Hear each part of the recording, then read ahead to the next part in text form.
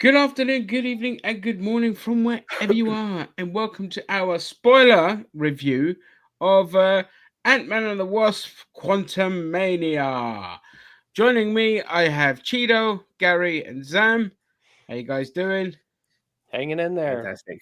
Great, loving the Right? shirts. Mr. Cheeto, where did you get that from? Actually, this shirt was It a doesn't matter where you got the yeah, shirt from. good one. Actually, my daughter got it for me for Christmas because She-Hulk was a show, and all of its faults I understand, but She-Hulk was a show that me and my daughter sat down and watched, and so she actually got me this for Christmas. So She-Hulk will always hold a little place in my heart, not being the greatest show, but being something that I shared with my child. Ugh, that's fucking cheesy for British audiences. Yeah, okay. But and I've just been waiting to have like an MCU thing to wear this shirt for, so it's just like I was excited to put it on. Well, Anyway, you picked a hell of a film to kick that off with because Phase 5 is in full effect. And what a start we got. It was had highs, had lows, had tropes, had tonal shifts all over the place, and we're going to get into it. So, a quick breakdown of the plot. Quantum Mania somehow Cassie Lee is found a way to kind of communicate with the quantum realm, and they get sucked into that. Prior to that, oh no, I've jumped a bit ahead there, but Ant Man. If you've seen the trailers, Ant Man's life is pretty great. He's released a book and he's like talking about his life as an Avenger. Like the start of that is really well done. The way he's just telling all the stories and just going through life. But of course, on the back of his mind, there's always aspects that he's felt he's missed out on with being a father and trying to play catch up with all of that. So you kind of know that there's going to be that father daughter dynamic as we start off. And we get introduced to the recast actress playing the daughter who's in prison. And she's been arrested. You think she's gone off the rails and all of that, but it's actually quite sweet. She's protesting for better change for the people that came back from the blip and are homeless. There's big homeless shelters, and I'll pause it there. I just Cheeto. I just and that's also nice carryover in my opinion from Falcon and the Winter Soldier, where they did talk about all the displaced people from the blip. It's a small little nod to like things going on in the show, and I know it's not like they didn't actually reference it to that show, but it's still a very good nod to all that if you actually do the mental gymnastics. So Yep, Gary. I I thought the start of it was brilliant because the other thing that I think was missing was maybe the reintroduction of Scott's crew because I mean that's something that I think was missing. I see Tito shaking his head, but again, I like those from the first two movies. I kind of wanted to see them back because I did. I mean, maybe it would have been too much. Yeah, I it think would have been. I get what you mean. Like, they were the only thing I enjoyed from the other two Ant Man films. But I really don't like the other two Ant Man films at all. Um, but it was too much. They did the right thing by Oh, not in a minute. Zam? also, what was the name of that police officer who he learnt the card trick from? Wong. Yeah, like I mean, you had him for like a hot minute. Yeah, that was basically it. I mean, you could have thrown in his mates for that amount of time, I mean and that would have yeah, satisfied everyone. that would have been my only thing is like, I mean, yeah, okay, if they would have done that quick little montage nod like they did with Wong, okay, like I would have been fine with that. But I like if like Lewis came with him to the quantum realm, I think that would have just been an absolute bullshit. Like, I don't get me wrong, I like the actor who plays him, but he would have been totally out of place in this whole thing. Yeah. Yeah, absolutely. Um, I actually forgot. I apologize. My memory sucks. Before this all kicked off, we did get a brief little flashback with possibly the most annoying character in the film, with Janet Van Dyne in the quantum realm, and I think is it she sees something crash and she goes to investigate, and it's a couple of little beasties, and out of the little thing pops Kang. Is like, where am I, or what is this place, or whatever. And then we cut to all the other stuff with Scott Lang. And my memory might need a jog in here. So he picks up his daughter from they've got the company back as well. Well, Uh, Janet, yeah, or Hope yeah, has the Hope, company. yeah, she's got He's the doing a book company reading, back. isn't he? Huh? He's doing a book reading. Yeah, I covered that bit. He's Yeah, just reading it to the audience. If you guys want to talk about that bit, anything you want to talk about? Well, I'm just happy that he's finally been. People know who he is, because you remember in Endgame, like no one knew who the fuck he was, and then by now everyone knows who he is. He's a proper established Avenger, so that made me happy. Yeah. I actually feel like this is there are parts of this movie, and I'll get into it because here's the thing, and I'm just gonna say this up front is I feel like the critic and the audience scores are correct on their rating, but for different reasons, and we can get into that as we go along because I'm not going to do like the biggest play-by-play. Just starting. You're not going to do a Zambai play.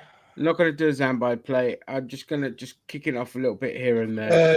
Can I just say that I agree with you? I agree with him because it's like the Tale of Two Cities. It's the best of times, it's the worst of times. You and that Tale of Two Cities bullshit. Yeah, I mean, I agree with the pair of you as well, as I said in the group chat. Well, I'll do this quote.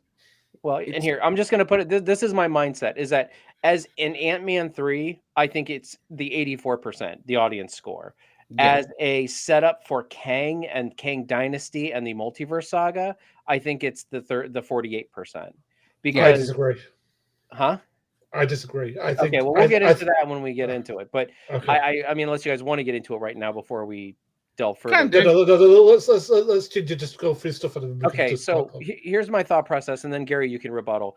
This was kind of, and I know none of you guys, as far as I know, are fans of the second Ant-Man film. I like the second. I don't think it's like awesome, but I thought it was better than the first, and I actually like the second Ant-Man film. Yeah. And I actually like the second Ant-Man film, like marginally. Like, I mean, I put it right there in the middle with a lot of the MCU movies. This one is like, okay, so as an Ant-Man 3 movie, I'm glad that they went down in the quantum realm. I'm glad that we got to explore what happened with Janet back in while she was in the quantum realm and explore this whole new universe. That's great. Ant-Man 3, this is fantastic. It makes a lot of sense. The Kang part of it is, and I'm going to skip around here in the story, and I'm not trying to tangent. Don't worry about it.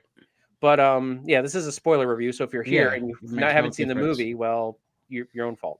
My thing is like, I mean, this is the worst of the worst Kangs, right?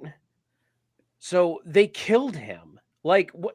Like it would have made perfect sense if he would have killed him. We don't know if he's officially dead. He might have gone into the quantum realm. Well, we don't know. But based on, and on top of that, even the other Kang said that he was dead. So I mean, maybe they don't know either, but I figure they would know if he was actually dead or not more than anyone else would. Yeah. So the thing is like, okay, this is the worst of the worst. At the end of this movie, he should have gotten out, like by himself. Maybe he couldn't take his whole his whole army with him. He should have gotten out. He shouldn't have. This should have been the, like the Falcon and not Falcon, the Captain America Civil War, where it's like, they do all this to stop him, and although they do thwart his plan to take his whole army with him, he did get away, and he did get into the multiverse. And I felt like that they really missed a trigger because now the worst of the worst Kangs that all the other Kangs were afraid of is dead. Like, it's not like the He Who Remains Kang who was holding everybody back, like all the other Kangs back, like it. So it just makes no sense why this is the Kang I want to see. And I know there's probably other Kangs like this, but according to all the other Kangs, this is the worst one. So it's like, why are you nerfing? And I get it. You want to see we want to see multiple Kangs die before we see the main Kang. But why'd you bring the worst of the worst one in and kill him right in the beginning? That's my big thing. I agree with you, Cheetah. First of all, let me welcome Word 789. Something's worth. Look, if it's a Marvel movie, if you watch all the others, you got to watch it, whether it's fucking worth watching or not. That's how I look at it. And there's spoilers in this review, so you have been warned. Yeah, exactly. Sorry, boss. So let me finish my. I wanted to agree 100% with Cheeto here because I'm thinking to myself, this is the Kang, and it would have been so good that even if he didn't necessarily win, just get away. I mean, I would have liked it in a way if it left a very somber ending with him getting out of the quantum realm and then not knowing what's going to happen next because he's escaped. That would have been great, and some bad guys need to win a bit more in the MCU. They don't win enough. For far as I'm concerned, only Zemo and Thanos have won in this show, in this stuff. So we need a few more bad guy wins. That was the moment for a bad guy win. Even if everyone ended up getting out of the quantum realm, so should have fucking Kang. And just to finish off my point is that with that post-credit scene where you see all the Kangs, that would have been a perfect moment for, let's say that everything happened the way it did in the movie.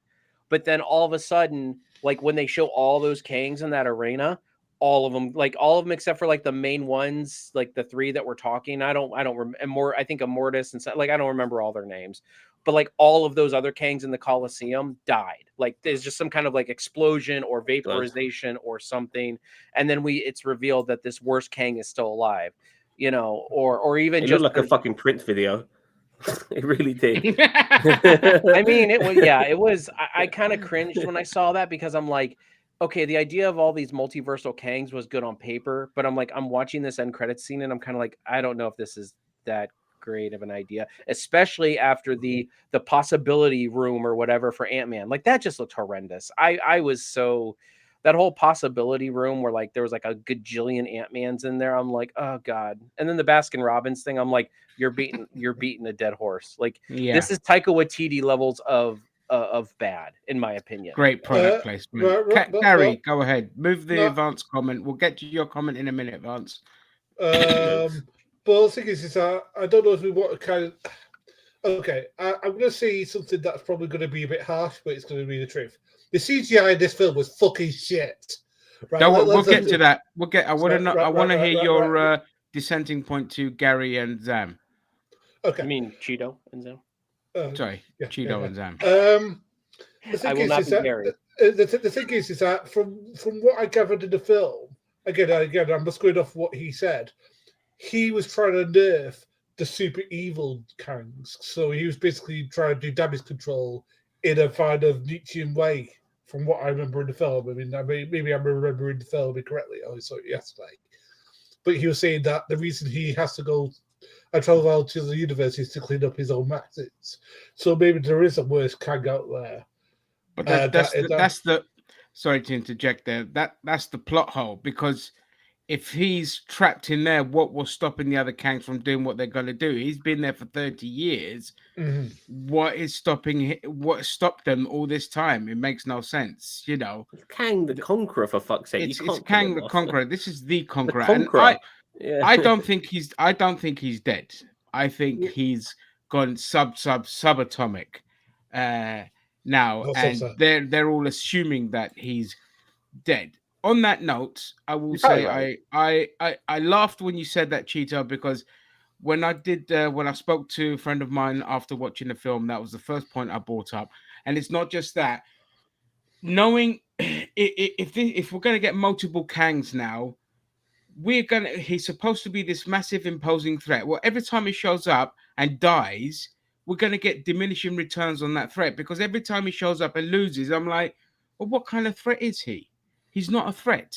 If he loses every time, you're just cutting costs by having one actor cover 20 villains in the MCU. Gary, I disagree, because the thing is that you could have multiple characters, but there is one that they're concerned about, that the one that is worse than all of them, because all of them kind of are evil, but they're evil to a point. Whereas there's one character who is total, like, about destruction, take over, conquer everything. Yeah, and that's the one that got his lights punched out by Ant-Man. This is the guy that crushed the Avengers in other timelines. I don't think it is, though. Because he got banished. This is the Conqueror. Like, if you know the comics, this is Kang the Conqueror. This is the main bad. You might be right. I'm not going to disagree, because you might be right. There might be worse Kangs to come. All I'm saying is that I'm just going by the dialogue that was in the film itself. I mean, maybe the film's dialogue was shit, but I'm just saying that he said himself that there was worse Kangs out there than him that mess up pull the universes. So maybe that's who we're going to follow next. That basically he was he who remains, but a more I understand. understand. I understand that, but I've already pointed out to you the plot hole in that. In that, if he needed to get out, he's been in there for over 30 years. Yeah. What was stopping them from conquering? The other Nothing. Kangs from just wrongful Yeah, there was stomping the timeline. nothing stopping the other Kangs from getting out. So The one that was stopping them was He Who Remains. Yeah, there is a massive plot hole. And the fact they want right revenge there. now also seems a bit weird too. Yeah, Oh, now he's and dead. We're going to get revenge on him by fucking up everything which we were trying to stop him from doing in the first place. Like, yeah, and Kang, and this is like, if we skip to the end quickly, and then we can come back through the film. Kang not only should have won, but Scott Lang should have died, because this would have been the most talked about thing in the MCU. Nobody would have seen it coming. Okay, and I'm of the thing that a hero should always die at the end. Not in everything, but we've seen as much as we can from the Ant-Man films. Like, there's nothing more to see now. We've done the thing. Cassie Lee is the one that's moving forward now with Young Avengers and all this kind of stuff. And if it wasn't Scott Lang that should have died, somebody should have fucking died in this film. Hope. Cheetah. No. First off, not Hope. She hasn't done enough to die yet. Second off, I do agree with you, Ginger, but I think this is the wrong place. Honestly, I feel like that it should, like in this movie where it came down to Ant-Man and Kang. I think Ant-Man should have survived. He got his ass beat, but I think he should have survived, and that kind of puts him on the path of becoming something a little bit more dangerous as Ant-Man, where he's kind of like dabbling in, like, a little bit more. Like, he's not just this happy-go-lucky. He's a little bit more darker. He's a little bit more like he can be that, but then it'll come down in Kang Dynasty to Ant-Man and Kang, and then Kang kills him, and that puts a little bit of a stamp on the fact that, like, that's kind of like that character kind of coming full circle. I did think about that, like, what like if he does die, when he didn't, I'm like, oh, that, and I agreed with you. I'm like, man, that kind of sucks. Like, I really thought he was going to die. I thought it was going to be this really big moment, and I'm like, but it's kind of like the Avengers Assembled moment with Captain America. It's like, we got that Captain America that Avengers Assemble moment at the perfect time. And they teased it, yes, but I felt like if you want to put Ant-Man in the forefront, now you don't need to, but I'm like, if you kind of want to put Ant-Man in towards the forefront of all this, I'm like, that's a way to do it, is like, have it be one-on-one, those two. He gets his ass beat. We think, okay, Ant-Man, it's down to, in Kang Dynasty, it's down to Ant-Man, and it's down to Kang again. And like, Kang just kills him. Like, not like love Shao it. Kahn. No, I love it. Either way, love it, because it leaves a talking point. Mm-hmm. It's like Rogue One, when everyone fucking dies in it, nobody survives. That's what made the story 10 times better than what it already was. Is that it's ruthless. You don't know what to expect, and this is what pissed me off about the film. Like, I enjoyed moments of it, but in the end, we got cookie cutter ending. And I'm sorry, but a conqueror getting beat by an Ant-Man and a Wasp, the guy that said he stomped out other Avengers, it really left a sour taste in my mouth, and it derailed the film for me. And that's where I side with the critics on that. And that's why I'm saying this is a piss poor way to start the Kang multiverse saga. Yes. I thought it was an okay, like, Ant-Man 3, like going in the quantum realm and doing all that stuff. Even the Bill Murray stuff that I thought I was going to hate, it wasn't that bad. Honestly, Bill Murray was the main villain of this one, and it was kind of just like a gangster type thing in the quantum realm. I honestly would not have been that upset, But since we had Kang involved, it had to be this big, huge fucking ordeal. What was even in that city? But generic stormtrooper, like generic Atlantis stormtroopers. Like, were they human? Were they robots? Were they? Hold on one second. Hang on, Gary. Hang on. Were they? What? We don't even know, because at least in Star Wars, and I call them stormtroopers because, like, yeah, all Star Wars are just like, or all stormtroopers are just kind of generic. But it's like, we knew that there were people inside there because Luke and Han could wear the suits. So. It's like, are these robots? Are these people? Like, are there traitors? Are there, we kind of talked about this in Last of Us review, was like, are there people who were selling out people in the quantum realm, like, for the rebellion? Like, they didn't focus on this rebellion enough, I don't think. That's why I say that there were elements of, like, a good Ant-Man 3 here in the quantum realm, but it got lost in the Kang of it all. And I'm kind of upset about that. And so, Go ahead, Gary. Yeah, Gary. I disagree with both of you. I think that I think that the guy, Ant-Man, has been going through a lot. Like, he's an ex-con and stuff like that, so he's lost a lot of his life anyway. So I thought that what happened was that Kang got overconfident and got too cocky. He was like, how powerful he is, and then like he told lightly this guy who can control ants. I mean, that he literally says, I've done this, I've done that, and you can control ants. It's like he's too confident. He's basically rolling himself up for a fall. That's basically what happened. Is that two people who've worked together as a team got rid of him. Yeah, but see, Gary, this is the problem, and we always come back to this. You are just towing the line of what is acceptable and given to you within the film. You're not breaking it down as logical, okay? And the logical part of it is if you say you are what you say you are, and if he's supposed to be this big threat, a good story shows you he's a good. Thanos was shown as a great threat. Yeah. Okay. That's the problem. Just because the film laid it out the way it laid it out doesn't make it right. It followed every generic trope, and I'll get into the tropes in a minute, because one thing that, I mean, this film, like fucking Peyton Reed, honestly, I don't know why they keep hiring this guy. He sucks. All right. He take James Gunn. B-Tech James Gunn, okay? Every bad trope from both Disney and Hollywood was in this film. In the middle of a battle, stopping to hug each other and share quippy fucking moments. In serious situations, sticking in a few jokes. I mean, thank God Jonathan Majors was probably like, I'm not doing any jokes and I'm not messing about here. I'm a serious guy. This guy's serious. Because if we'd have had quippy villain stuff as well, that would have made this film an absolute 0 out of 10. All right. The shaky cam, the bad CGI we'll get into. Okay. But the dialogue was atrocious. First of all, it's just, and I remember the joke I said when we posted the picture of Miss Marvels or the Marvels. And I said, take a drink every time one of them says, I got this. Because it's all the fucking time. All we ever heard from WASP was, I got this, I got this, I got this. I'm gonna end up with bloody fucking liver failure. Like I feel so bad for it, because Evangeline Lilly, if you've seen her in other stuff, brilliant actress, and she's so one-dimensional and boring in this. She just shows up to quickly save the day, an input thing, and they just did her a disservice. I 100% agree with you, Ginger. I was going to bring it up when we got to the Wasp. It's like, what was she in the first half of this movie? Babysitting her parents.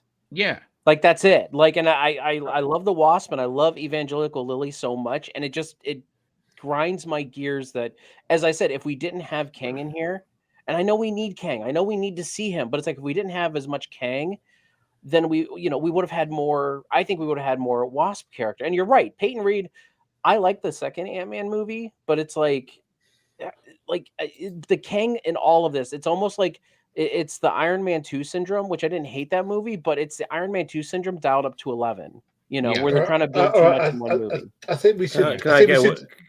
Sorry. Go on. I think we should go hang back on, Gary. Hang on. Sam, go on.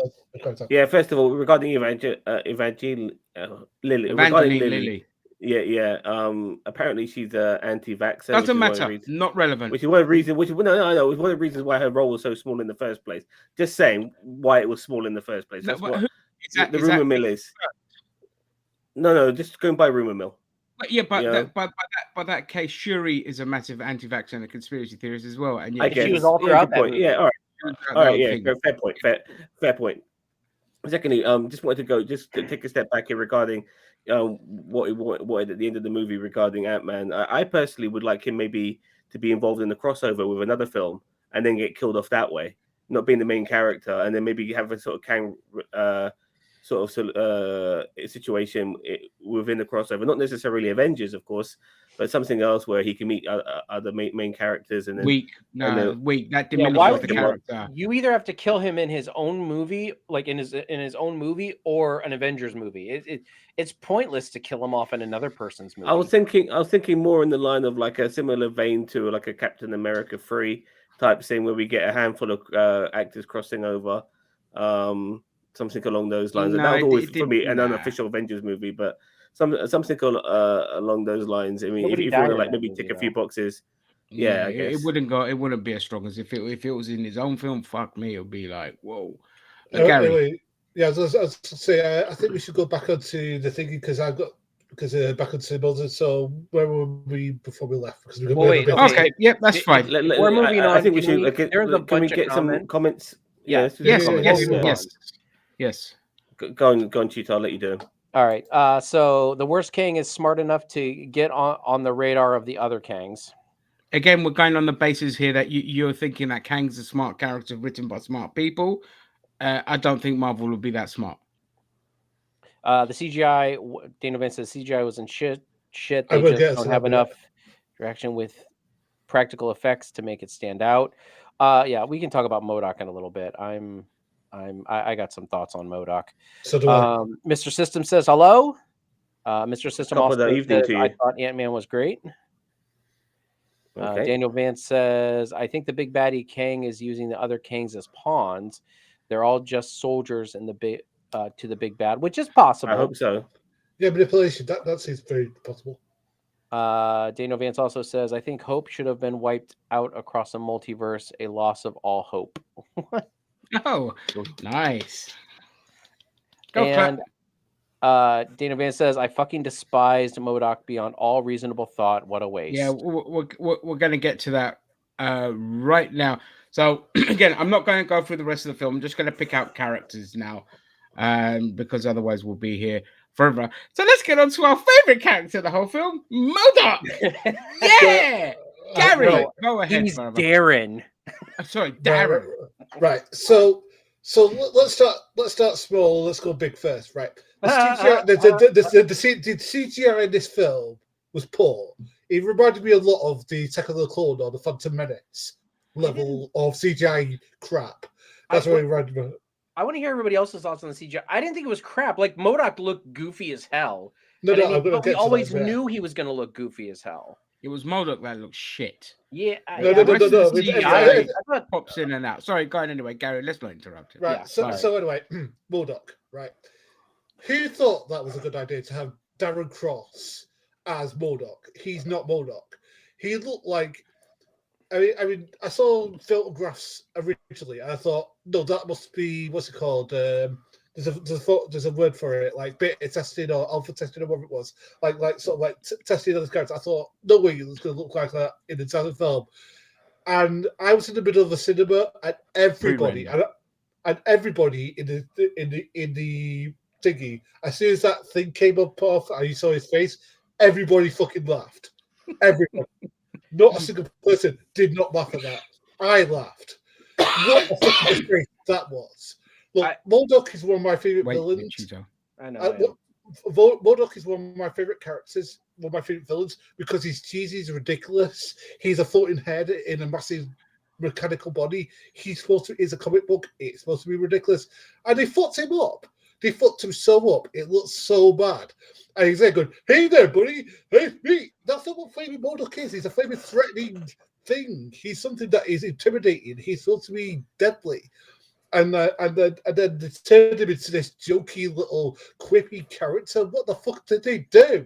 Who the fuck thought this was a good idea? And the people who designed this need to be fired off the fucking place of the earth. What the fuck thought you this was a good fucking idea? Sorry. I told you Peyton Reed sucks. Cheeto.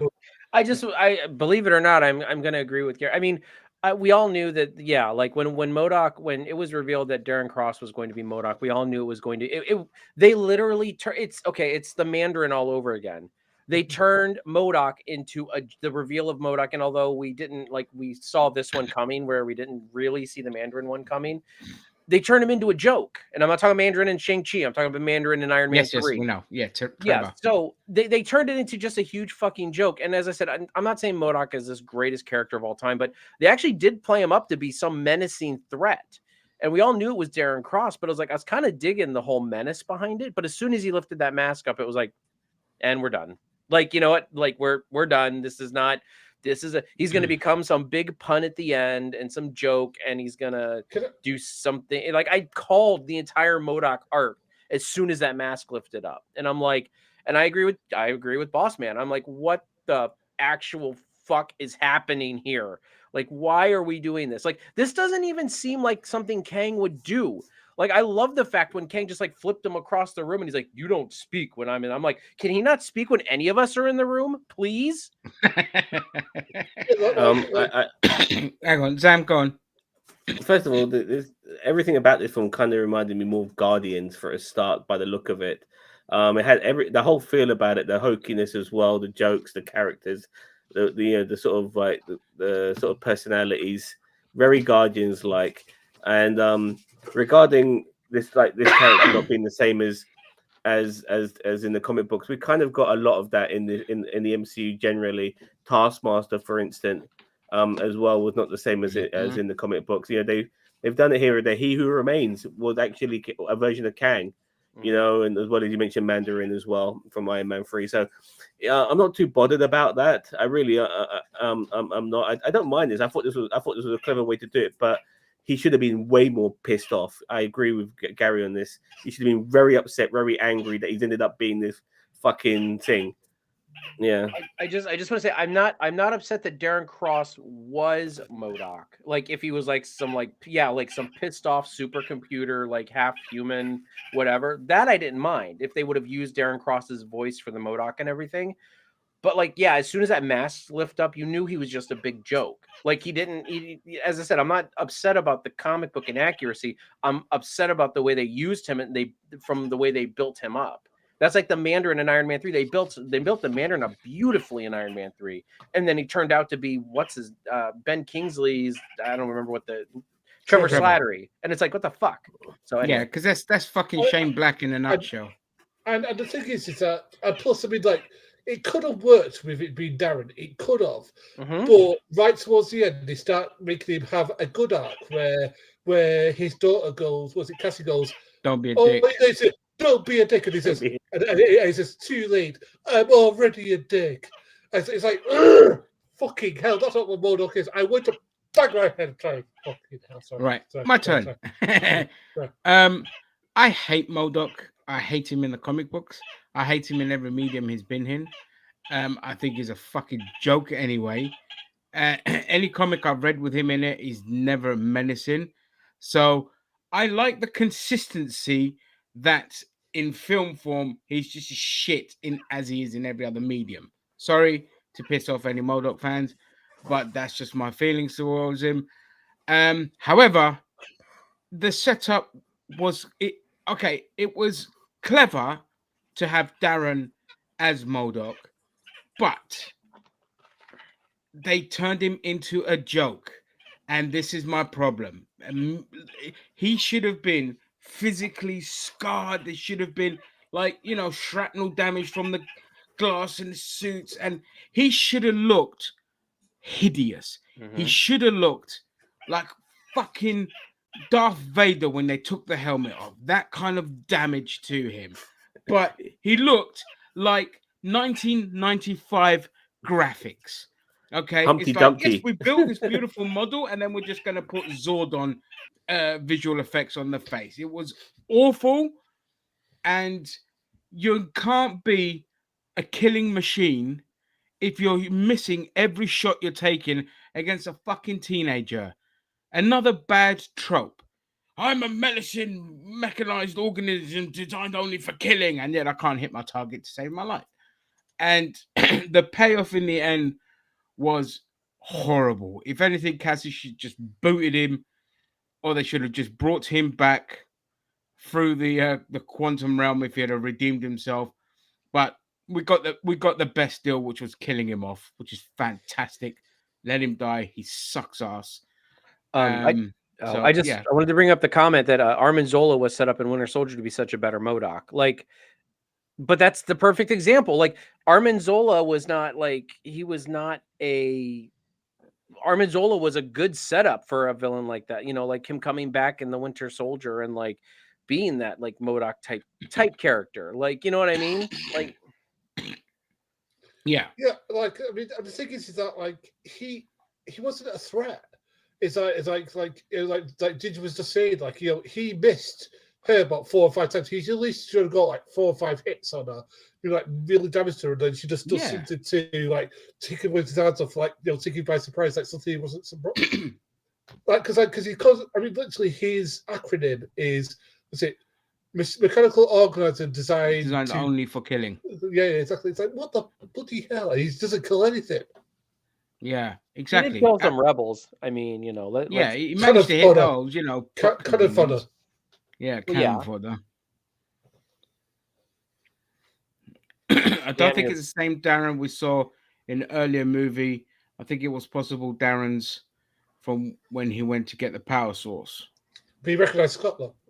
I don't think they were clever enough to cover that. I would give that credit, Vance, but I don't think they were smart enough in this film to do that, considering all the other botches. Zam, whatever you were saying a minute ago, you were muted. Huh? Zam was saying something a minute ago, but he was muted. Oh, Zam, what did you say? Well, I muted you because the birds were freaking loud. Oh, sorry. And other people were trying to talk. I'm sorry. I agree with Ginger. I don't think it was. I think it was the same Darren. It's not like an alternative universe one or anything like that. I mean, imagine if he'd got out and he starts AIM, because we know AIM is coming. They're coming. AIM already exists. Huh? Well, they already exist, but look, he goes in there and he takes it over, or he ends up there. So many possibilities. Just there was no fucking payoff in this Humpty film. Dumpty, mate. At all. Humpty Dumpty. And so I'm going to get into the next part of this film. Yeah, Humpty Dumpty had a great film. Darren, don't be a dick. Fuck you all. Right. So we'll get Hank Pym was, Michael Douglas was fine. It was great in this. Loved him. Absolutely. I want to talk about him. I've been dying to talk about him actually. Yeah. Because you don't often. I think there's only 3 films where I've seen Michael Douglas do comedy. That was the Romance Saga, that and Jewel in the Nile, and War of the Roses. And he was really the comic relief, in my opinion, of the film. He's like taking it in his stride. Yeah, we're in the quantum realm, no problem, and all of that. Like he seemed so different to how he was before. He was a bit of a grumpy arsehole before, but he seemed to be obviously with Janet now back in his life and everything. He seems to be just taking things in his stride. He had no problem with Cassie going to jail all the fucking time. Yeah, he's less frustrated. Yeah.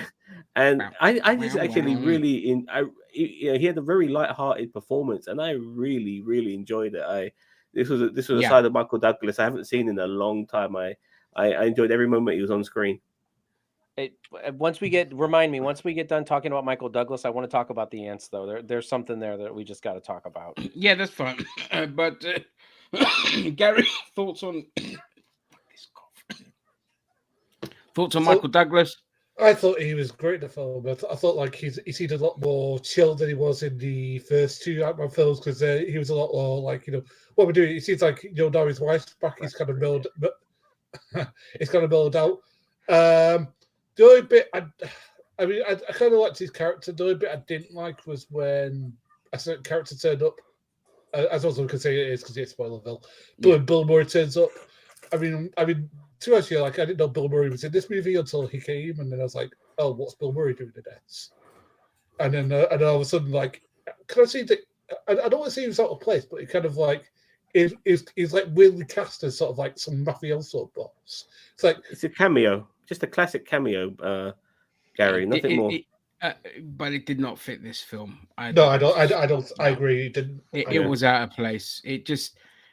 I mean, I've got my issues with Bill Murray anyway, because he's a fucking cretin of a human. That it's a lot of shit has come to light about him, and so seeing him in this it bugged me anyway. But I'm glad that his character got killed off and eaten. I was like, fantastic. A cameo that went absolutely nowhere, give us nothing. All it alluded to was that he and Janet fought some rebellion and they fucked, and that's about it. And it's like, okay, great.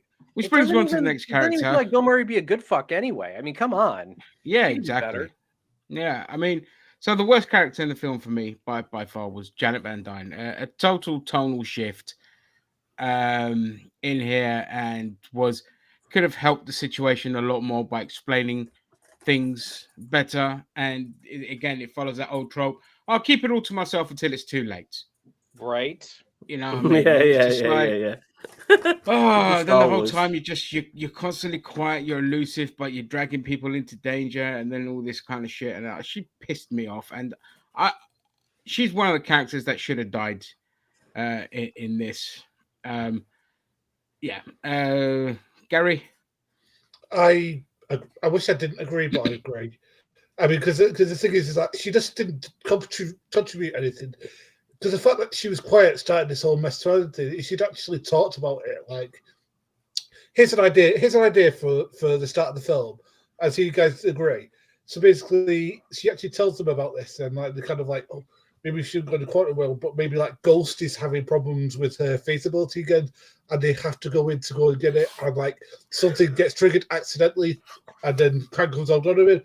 That would have been a lot more better and a lot more consistent with the other films. I would have made a lot more sense. What do you guys think? Well, it was better than what we got. Then, oh, it's a radio thing. Oh, here we go. Teenager manages to make contact with a quantum realm. What, like the science of the MCU, where it's just like, flip a switch and we're in.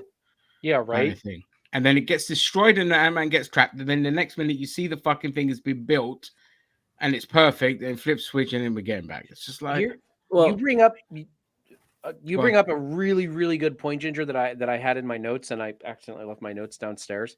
But here's the other thing: is that they don't talk about the time displacement. Like, remember, Scott Lang was in the quantum realm for 5 minutes, and he was gone for 5 years.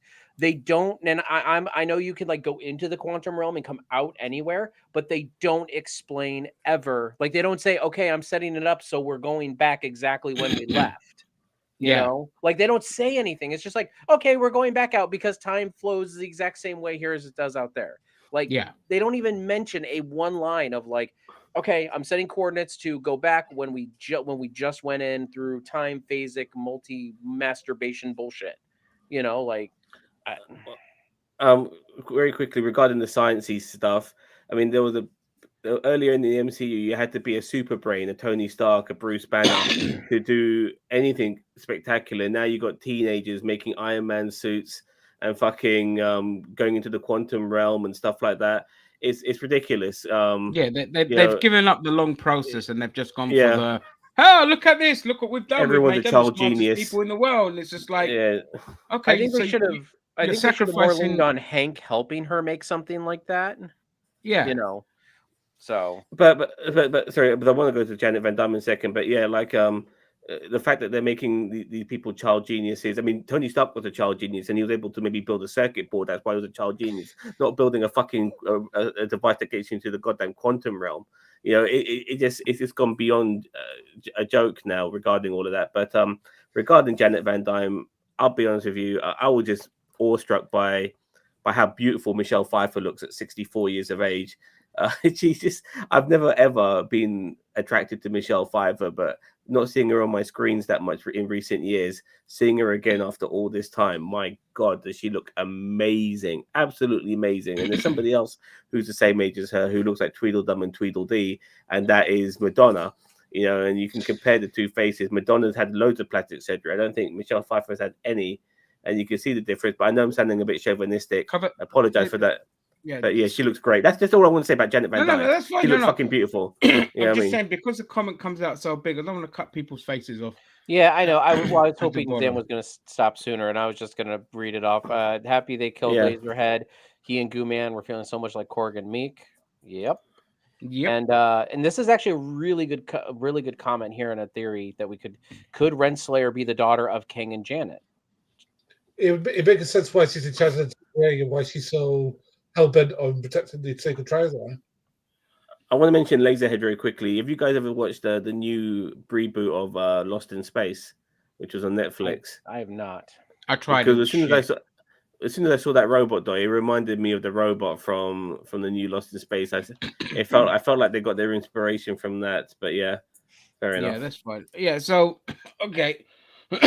So then we had Cassie, the daughter, who was okay. You know, she was charming. She was charming, inoffensive. Had some good moments.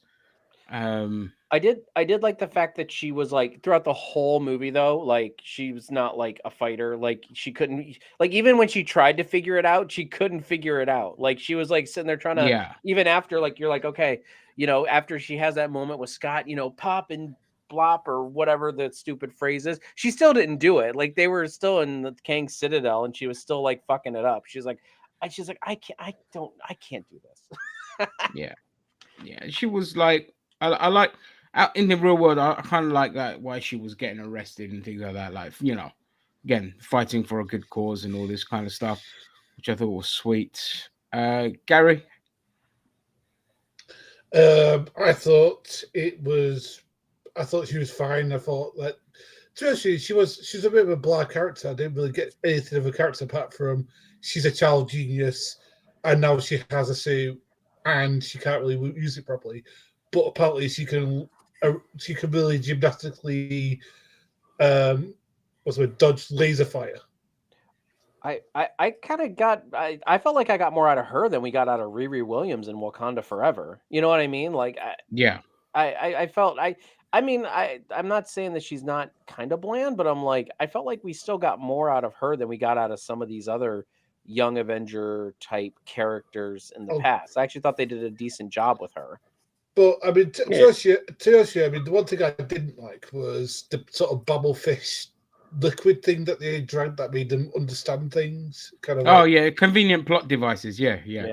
This film was riddled with it. Zam, thoughts on Cassie? Well, I don't actually mind that because they go in space and everyone speaks English. At least this was an okay convenient plot device regarding why no one speaks English and how you can understand everyone eventually. I'd rather take that than everyone being able to speak fucking English in space every day of the week. But regarding Cassie, I'm neither here nor there. She's a bit of the chip off the old block that she goes to jail all the fucking time. At the same time, she's a fucking child genius who knows all these, who knows quantum mechanics and all that bollocks.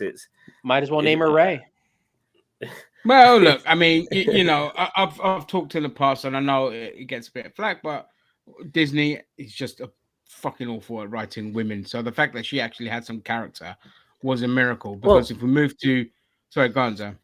No, but at least she wasn't like perfect in every way. Like when she was trying to try out the suit and stuff like that, she still had to take tips from her dad to know how to do things properly. So they didn't make it totally perfect, but they made it a bit too perfect.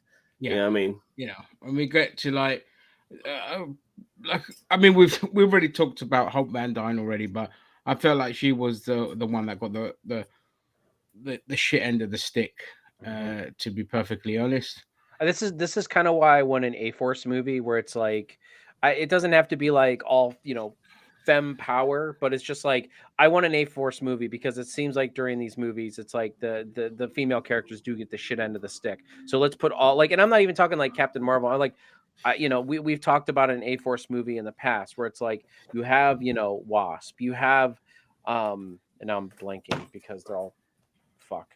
But like all these female characters, Rescue, Valkyrie, Wanda, Quasar, Captain Marvel, Miss Marvel. Yeah, but the like instead of just giving us this one shoehorned in our face scene in Avengers Endgame, can you just give them the proper time in their own movie? For fuck's sake, you know what I mean? Like.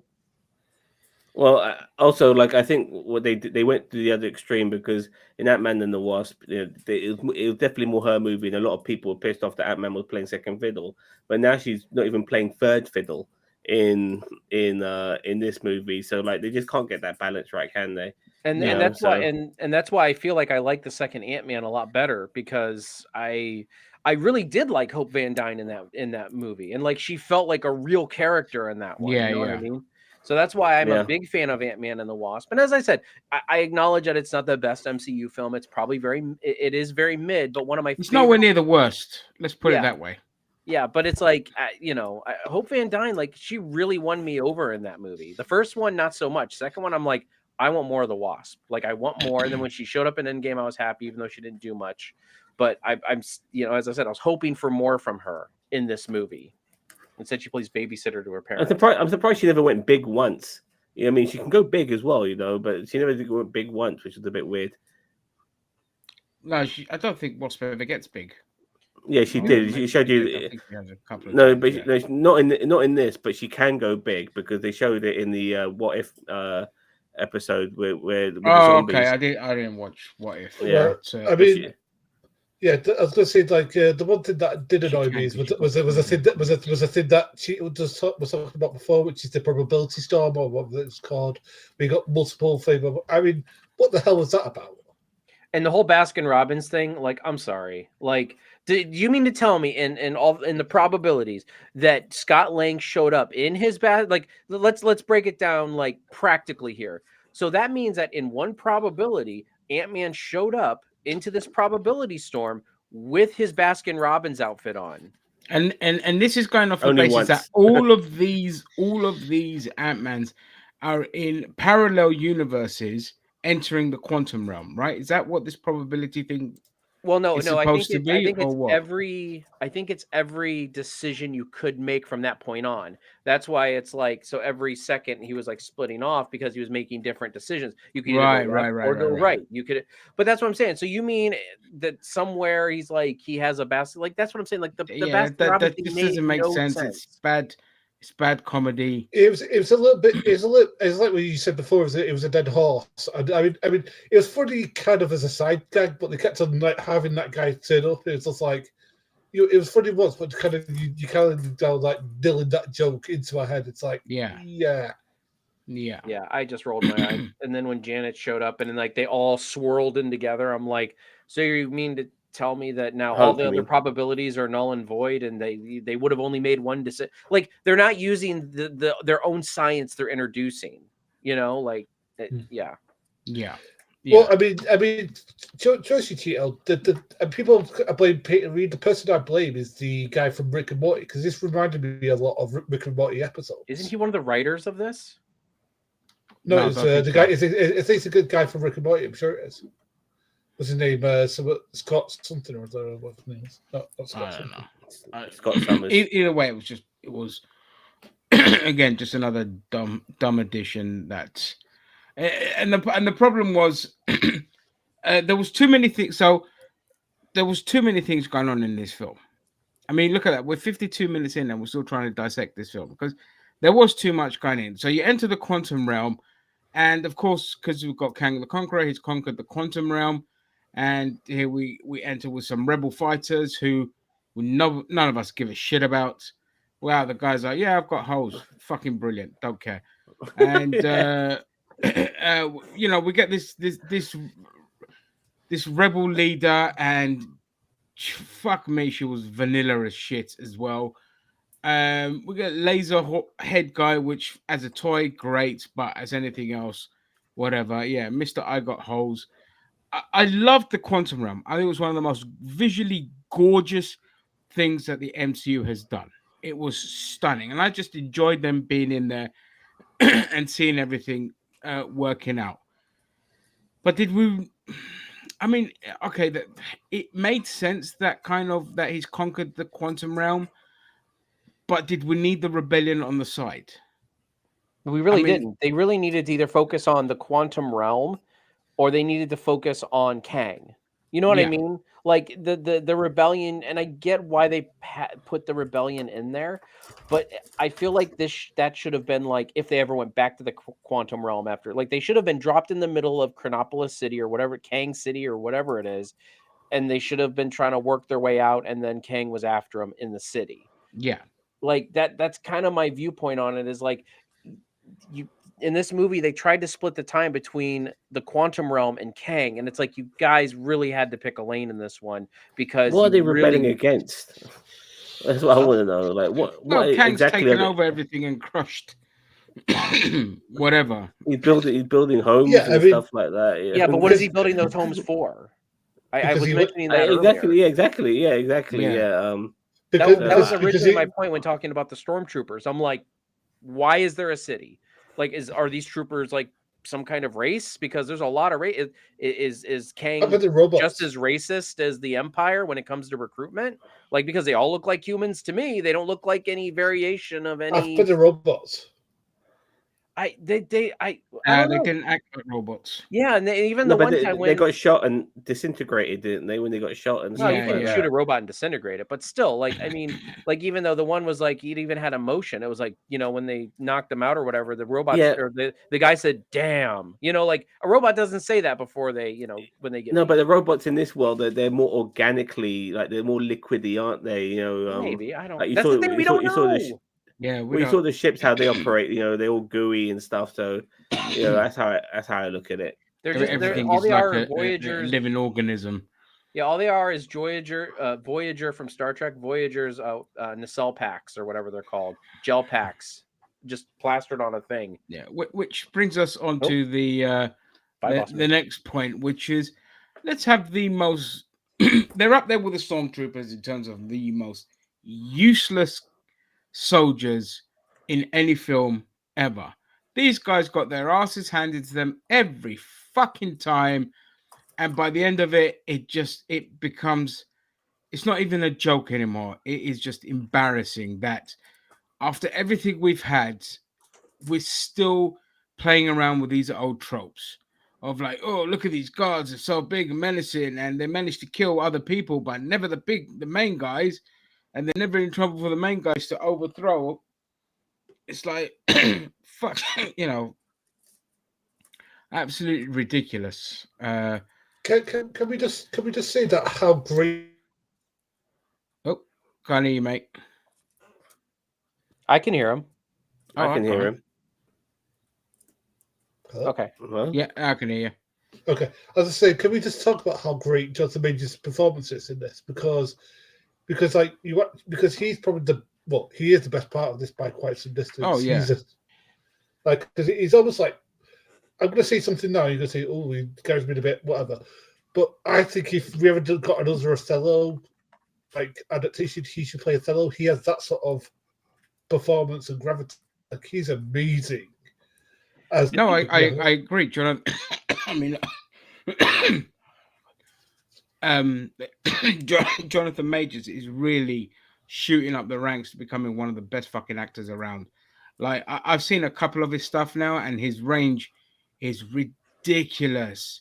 He is spectacular. Othello's not even a challenge for him, but I mean, he I really agree just with you. handled his Darth Vader in this one. Like that's what I mean. Like even the way he's like flipping like things and he's using the Force. Like, okay. Well, for me, like he just didn't get enough screen time. Like the good thing about Thanos in Infinity War is that he had the most screen time out of everyone, which helped him become one of the most recognized villains in the MCU.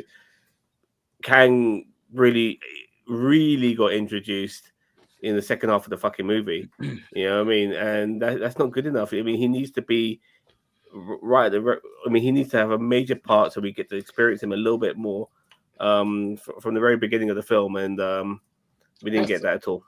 I thought they did a good job of building him up, though. Like the fact that people kept talking about him. No, but not enough time of him individually. We needed him on the screen way more than what we got. Well, I think it's. I mean, like what Gary says, you hear all the rumblings from other people about it, and when he's on screen, he just monologues a lot. We get a lot of monologue and exposition, and I mean, this film's riddled with exposition anyway. But we get a lot of exposition from him, but his performance was fucking like it was like you get it. It's proper menacing, and again, it's such a disservice to the character that the payoff was shit. At the end. But I'm also with like the way that they could have handled it is rather than have this, oh look, there's a rebellion type thing. Let's just say he's conquered the quantum realm. But then instead of having that stupid thing where Darren's like, aha, I'm the one that made you come here. No, I pulled you in, all this kind of shit. Have it as an accident, like you said, and then Kang gets wind of it, and then you have the cat and mouse situation, and Kang is destroying places where they might be, killing people because it's like, where are they? And that builds on his menace. Gary. Yeah. Sorry, Dan. I just like exactly. I think too often his minions done a lot of the dirty work for him, and it would have been nice to to see him do more blastings and Absolutely. stuff like that. We didn't get enough just to show that level of menace, and his power levels kind of changed during the course of the episode. 1 minute he's able just to like snap his fingers and everyone's under his control, like he's got like telekinesis powers. And next thing you know, he's getting overruled. You know, it's just weird. I couldn't really understand his powers too much. It was bizarre. I mean, because because I think it's the line that that Ginger talked about before, where he talked about, where he said that I've killed those Avengers in other universes, and then he can't think so. But then he struggles with this like really like ants and flaming this what looks like a band of flaming rebels. Yet he can kill Avengers. It's kind of like I don't know about that. Yeah, exactly. Again, that's one of the areas that bugs me. And just to be clear, with Kang, he doesn't really have powers. It's his technology that is so far advanced that he could do. And he needs somebody from the 21st century to fucking help him fix that ball. Regarding somebody who's from such an advanced period of time. Exactly. And then we end up he having didn't know how to fix Ready the Player very One. thing. He didn't know how to fix the very thing he created. Like, yeah, that's a nice little plot hole. Which is okay. So yeah, Kang. I mean, Jonathan Majors was fantastic, but we can get to the other parts. The ants, Cheeto.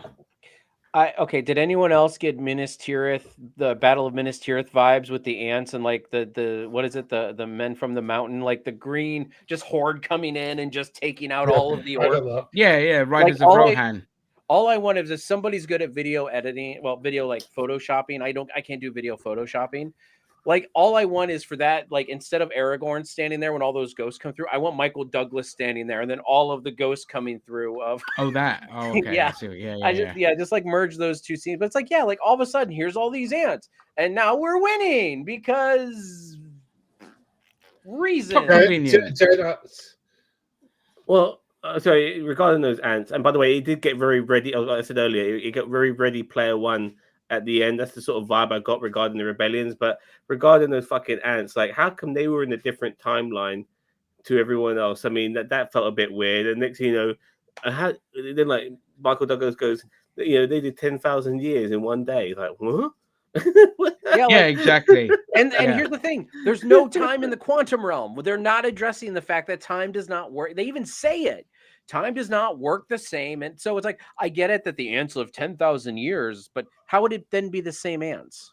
Like, if they're in another time, like it bothered. Like the ant thing was like, I didn't mind that the ants showed up. I thought when they kind of showed them kind of shrinking in the quantum, I'm like, okay, they're going to show up later in the film. Like, so I didn't mind if like those ants showed up, but not an army's worth of ants. Like what the 10,000 years thing was. It was so bullshit. Like my bullshit meter exploded. Okay, let's get some comments in, guys. I did love when WASP enters the probability engine and suddenly all the other possibilities disappear. I thought that was quite. Yeah, I thought that, special effects wise, it looked pretty good when all the probabilities went back into the original host. If it was a true probability engine, they should have had an equal amount of Ant-Man and Wasp working against them. I personally thought there should be more than one Baskins and Robbins guy. Personally, that doesn't make any sense. Just the one Baskins and Robbins guy. You're telling me all the probabilities? There's only one guy who's still wearing a Baskins and Robbins uniform. No, because it would have the probabilities only would have started once Scott Lang got there. He wasn't in a Baskin Robbins suit when he got there. How the fuck is he getting into the quantum realm in a Baskins and Robbins suit? He's fair enough. He's never, robbed Hank Pym. He's never got. I get it now. I get it now. So I'm thinking of like parallel dimensions. Never trust the word of a man calling himself the conqueror. Fear can make lies a weapon when believed. Janet touched the thing, and he's the one that saw what he was. Mr. System says, "I get those vibes. It was unexpected, which made it interesting." I think he's talking about. They didn't get those vibes. Yeah. Well, I knew the moment those ants fell in the fucking quantum realm with them that they would play a part instantly. Yeah, and as I said, that's fine. I knew that they would show up again. My issue was when boom, there's an army. Like, it just was very Return of the King-ish for me. Yeah. Okay, so they're lucky those ants are good. They're not bad people. I'm going to ask a question to all of you now, and you might say like, I'm going to Do you think that this is a good start point for Phase 5? No, No way. absolutely not. And in fact, if I'm to be honest, in fact, let's just finish it off here in terms of the film. Give it our rating, and then we'll talk moving forward. I'm not going to end the video now because it's fucking Saturday and there's nothing like a nice little chat. So I'll start with myself. Like I said, I did enjoy aspects of it, but you know, when you're in the moment and you're enjoying it, and then later on you dissect How do you it think and look about back at it. how Kang died? By the way, how do you think about how Kang died? Well, Where into yeah, that I mean, he gets difference and sucked good things? into that thing, and he may or may not have died into that machine that he You mean created. the whatever they called MacGuffin? it. You mean The the MacGuffin. MacGuffin? Yeah, Tucked into the MacGuffin. Yeah, absolutely. So that's that. I'm hoping he's not dead. I'm hoping we get like quantum realm. So I'm gonna give this like a 6 out of 10. Like I enjoyed aspects of it. Yeah, like again, we didn't really talk a lot about Paul Rudd, but he was fantastic in this film as well. You know, he was consistent in his motivations, and that's just protect the daughter, regardless of how badly it was executed and all that. He was consistent with his character, and his character hasn't changed from Ant-Man 1 to Avengers to that. So that was great. Again, Jonathan Majors a standout. Kirk Douglas, fantastic. Michael The Douglas. daughter, fine. Michael Michael Douglas. Douglas. Michael Douglas. Well, he looks like Kirk Douglas these fucking days, bless him. But so yeah, I'll give it a 6 out of 10. A lot of disappointing, not a good start to Phase 5 at all. Cheeto. I'm gonna give. I'm probably gonna give it a 5. Just because, as I said, I it's like right in the middle, because I agree. Like as I said, it's twofold. I agree with the critics on the fact that it as a start to Phase 5. I did enjoy it as an Ant-Man film, but as I said, it's just they tried to cram too much into it. So I'm going to give it a 5 because I'm like, if this was just Ant-Man 3 and they took a lot of the other built like the Kang stuff out of it and we made it more about the quantum realm, I'd have been more on board in the 84%. But the whole phase 5 leading into phase 6 build up, I think it was very subpar and there was a lot of plot holes. Yeah, I mean, if it wasn't Kang and it was just another villain that dragged them into the thing, it would have. If got it was a higher rating MODOK. from it. Oh, if it was MODOK, yeah, absolutely, yeah. Not the MODOK we got, like a better MODOK. Yeah, better MODOK, but yeah, I agree. And you could have had Bill Murray as like the kind of side plot of he helped MODOK because he missed Janet. You know, a silly little love lawn story. It still would have worked. But because it's Kang, it's what gets this film a low rating. Mm-hmm. So yeah, and Gary. it's not even Kang's fault. No, it's not Kang's fault at all. I'm going to agree with Cheeto. Actually, I'm going to give it a 5. I wish I could give it higher because Jonathan Majors' performance was great. I really loved Paul Rudd, as you were saying before.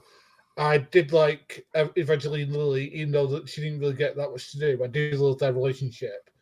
It was just that the CGI was bad, MODOK was ridiculous, and I kind of I'll save my thoughts for in a minute. Anyway, go ahead, Sam. First of all, hello, funeral friend. Hello, funeral friend. God, I really wanted this to be a film that I would absolutely love, and I want to give it a 7, but I think I'm going to give it a 6. I didn't mind it too much. You know, it's enjoyable. Eat it and shit it out the following day, no problem. Sort of popcorn flick. Mm-hmm. But I really do feel that the MCU has lost it, man. I don't think I don't think the magic of the MCU and everything is just so fantastic nowadays that, you know, there's nothing grounded anymore within the MCU. Everything's spectacular and, you know, grandiose and everything, and in a way it's taking away from everything else. Like sometimes I don't need it to be such a massive spectacular, you know, some more grounded stuff which are major films would be a lot more better. In a way, I almost wish that Black Panther Wakanda Forever was the beginning of Phase 5. We would have started off with a bang, personally. but this hasn't, and it's okay. It's just above average for me. Not good enough. Terrible way of treating one of the next Thanos villain, so to speak, the Conqueror as well, killing him off in this movie, regardless of other Kangs. You know, you got to have like the one which is like above everyone else, so to speak.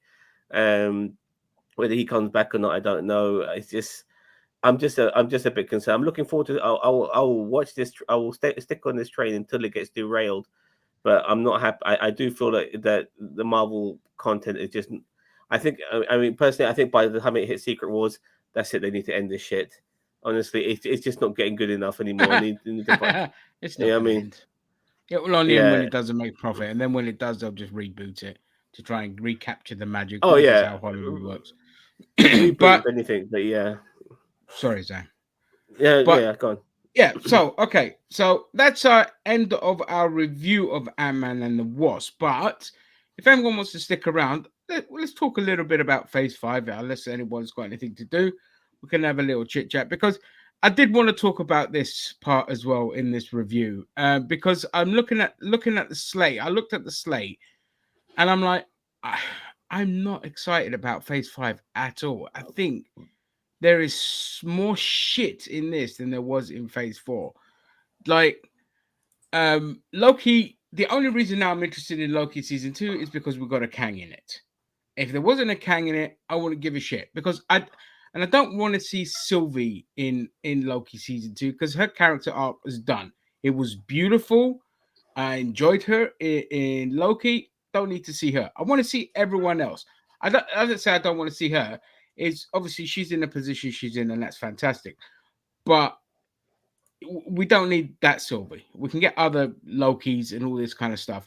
But I want to see, what they do with the Kang and the lady that Thingy alluded to, who might be the daughter and all this, and see what that kind of Red Slayer. Thank you. Where she goes and all this stuff. I'm interested in those kind of characters in this. And thank you for bringing that up. So, Secret Invasion. Now, the trailer looks great. It looks like it's a nice tonal shift again.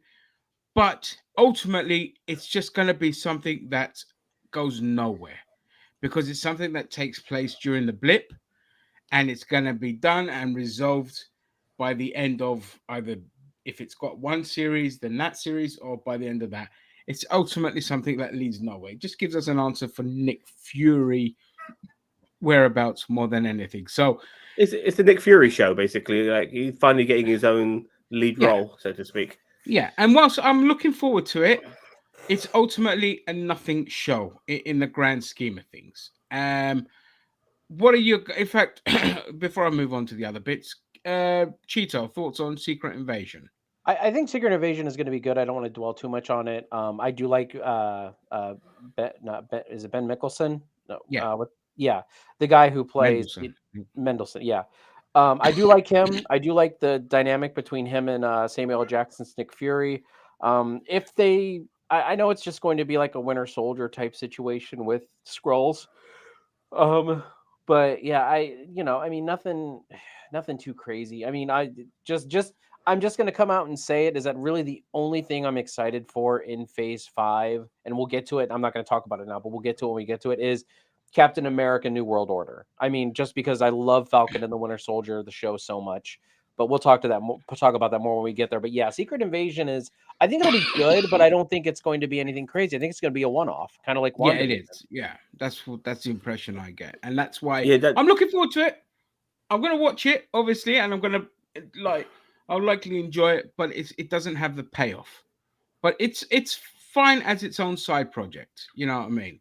But sorry to interrupt, guys, and drag on about this, but I loved the comic book version of Secret Invasion. And so yet again, we're going to get another big story that's going to go nowhere. And that's the only annoyance. Gary. I like Secret Invasions in the comic book. I'm going to say something now that's going to probably get me a lot of hate, but I think that's all you ever say. Yeah, don't keep saying that. We don't need that repetition. Just say what you got to say. All right. I think the quality control out of Marvel movies has kind of gone. And again, I hate to say that, but it's just what I feel. Because it feels like we've had a couple of duds. More dust than we've had, more dust than we used to. Because that used to be a very high standard. I mean, we'd have a couple of duds, and that would be it. But now it seems like the duds keep in more than they used to. I mean, the fact is that we had a media that kind of designed us, and now we're having a secret invasion, which I hope they do really well. But I've just got massive trepidations for, and I'm with Cheeto. I mean, there's a couple of projects there I'm looking forward to, but apart from that, I don't know. Yeah, just quickly, Zam. I'll get to the comments in a second, guys. I'm not ignoring you because there's a couple of nice ones in there. Zam. Yeah, I'm very concerned about Secret Invasion because something like this shouldn't be just based on one series. It should be spread across the MCU with other shows, but it's a big deal. We're talking about the invasion of the Skrulls, who can be anybody and everybody. So I'm concerned that it'll be nipped in the bud, but it will be good to see people like Rhodey come back and Agent Ross as well. You know, and it's always nice seeing other MCU characters mingling with other MCU characters, ones you might not see mingling with others too often. So that'll be good. Okay. Yeah. Right. Daniel Vance, eager to hear who they're going to pick as Sue Storm. Jim Longstream. It is, but you know, there's nothing else to do, so I enjoy a nice little MCU chat. Yeah. With them announcing Deadpool being R-rated gives me hope for Blade, which we'll talk about Blade when we get to it. So Guardians of the Galaxy Volume 3, after seeing that trailer, and it's James Gunn, I have zero interest at all. Where's Ginger? I'm here. I don't see him. I can see him. I can see him. Can you hear me? Okay, I can hear you, but I can't see. I can't see you. Well, okay, Okay, don't worry. We can continue. Yeah, that's fine. So Guardians. Yeah. Anyway, I'll move on. Cheeto, Guardians of the Galaxy 3. I mean, I'm not as pessimistic as you are about it. I think it'll be okay. I think it's going to be another Quantumania, though. I think it's going to be. I mean, we've seen what's his nuts, the High Evolutionary. That's going to be a waste. Mm-hmm. But I mean, honestly, I mean, they've taken a good actor, put him in a what? Here's what I'm predicting. They're taking a good actor, and I don't know his name, but he was in Peacemaker. They're going to put him in a shit role. He's going to look like an absolute piece of shit because a High Evolutionary does not look like that bullshit that they. No, he looks fucking awful in this. And I think it's just they're kind of capping off the whole. They're kind of capping off the whole Guardians thing, and I'm kind of glad. I mean, I don't mind if there's a different type of Guardians moving forward, but please, just no James Gunn and no more of this. And honestly, like everyone's like, oh, they're gonna kill Star-Lord. First off, I don't think they're killing Star-Lord. I think that's a deep fake. They wouldn't, or not a deep fake, but a fake out. They wouldn't put that in the trailer, or maybe they would. Who knows? I mean, no, they're gonna kill the raccoon instead. Yeah, I think they're going to kill the raccoon. But I wouldn't mind a different type of Guardians moving forward. For the love of God, put somebody else in the director's chair. And I know that they are, but I'm gonna hide I'm gonna hide that while when we move on to the next one, we can bring it up. But I mean, that's just distracting. When that's fine. On the side. Yeah, Gary. I like Adam Warlock. I agree with you about the High Evolutionary. Looks ridiculous, and I've got trepidations about it, but I do like the other two Guardian movies more than definitely Ginger does. Well, I just have an absolute fucking passion for James Gunn's style of film. Not the person. I'm sure the person's lovely, but just not a fan of his stuff. Sam? I'm not too bothered about Guardians 3, to tell you the truth. It's not high up there. I mean, I'm hoping that we get some resolution with the Guardians characters, but I feel that maybe apart from maybe an Avengers film, we won't be seeing any more Guardians after this. Regarding who gets killed off, my money's on Drax. Personally, I think he might. That's fine. Again, I don't give a shit. But everyone's assuming that somebody's going to get killed off. It might not necessarily be the case. A lot of people thought that Scott Lang was going to get killed off in Ant-Man, and that never materialized. Okay. You know. A lot of people did, yeah. That was a big talking point for a lot of people. Yeah, a lot of people did. So let's just see how things pan out. But honestly, I really don't give two. I don't feel when it comes to the overall element of the MCU and what's going forward that this is not going to be a jigsaw piece that will make any difference to the upcoming phase. No, it's exactly like Guardians of the Galaxy Volume 2, just a complete fucking waste. And hopefully it's just the end of the Guardians. I don't want to see them again. I really don't. I don't care about them. So anyway, I do have to say, since we're talking about Guardians of the Galaxy, I just finished the Marvel Guardians of the Galaxy game on PS5. That game was absolutely phenomenal. Have you guys played it? Yes. Yes. I absolutely like, and I'm not. Yes, the gameplay is a little bland, but it's like the characters, the voice acting, the story, like it was really good. Hire those fucking writers. Exactly. Hire those fucking writers. Adam Warlock's even in it. They got all the elements from the upcoming movie in this movie or in this game.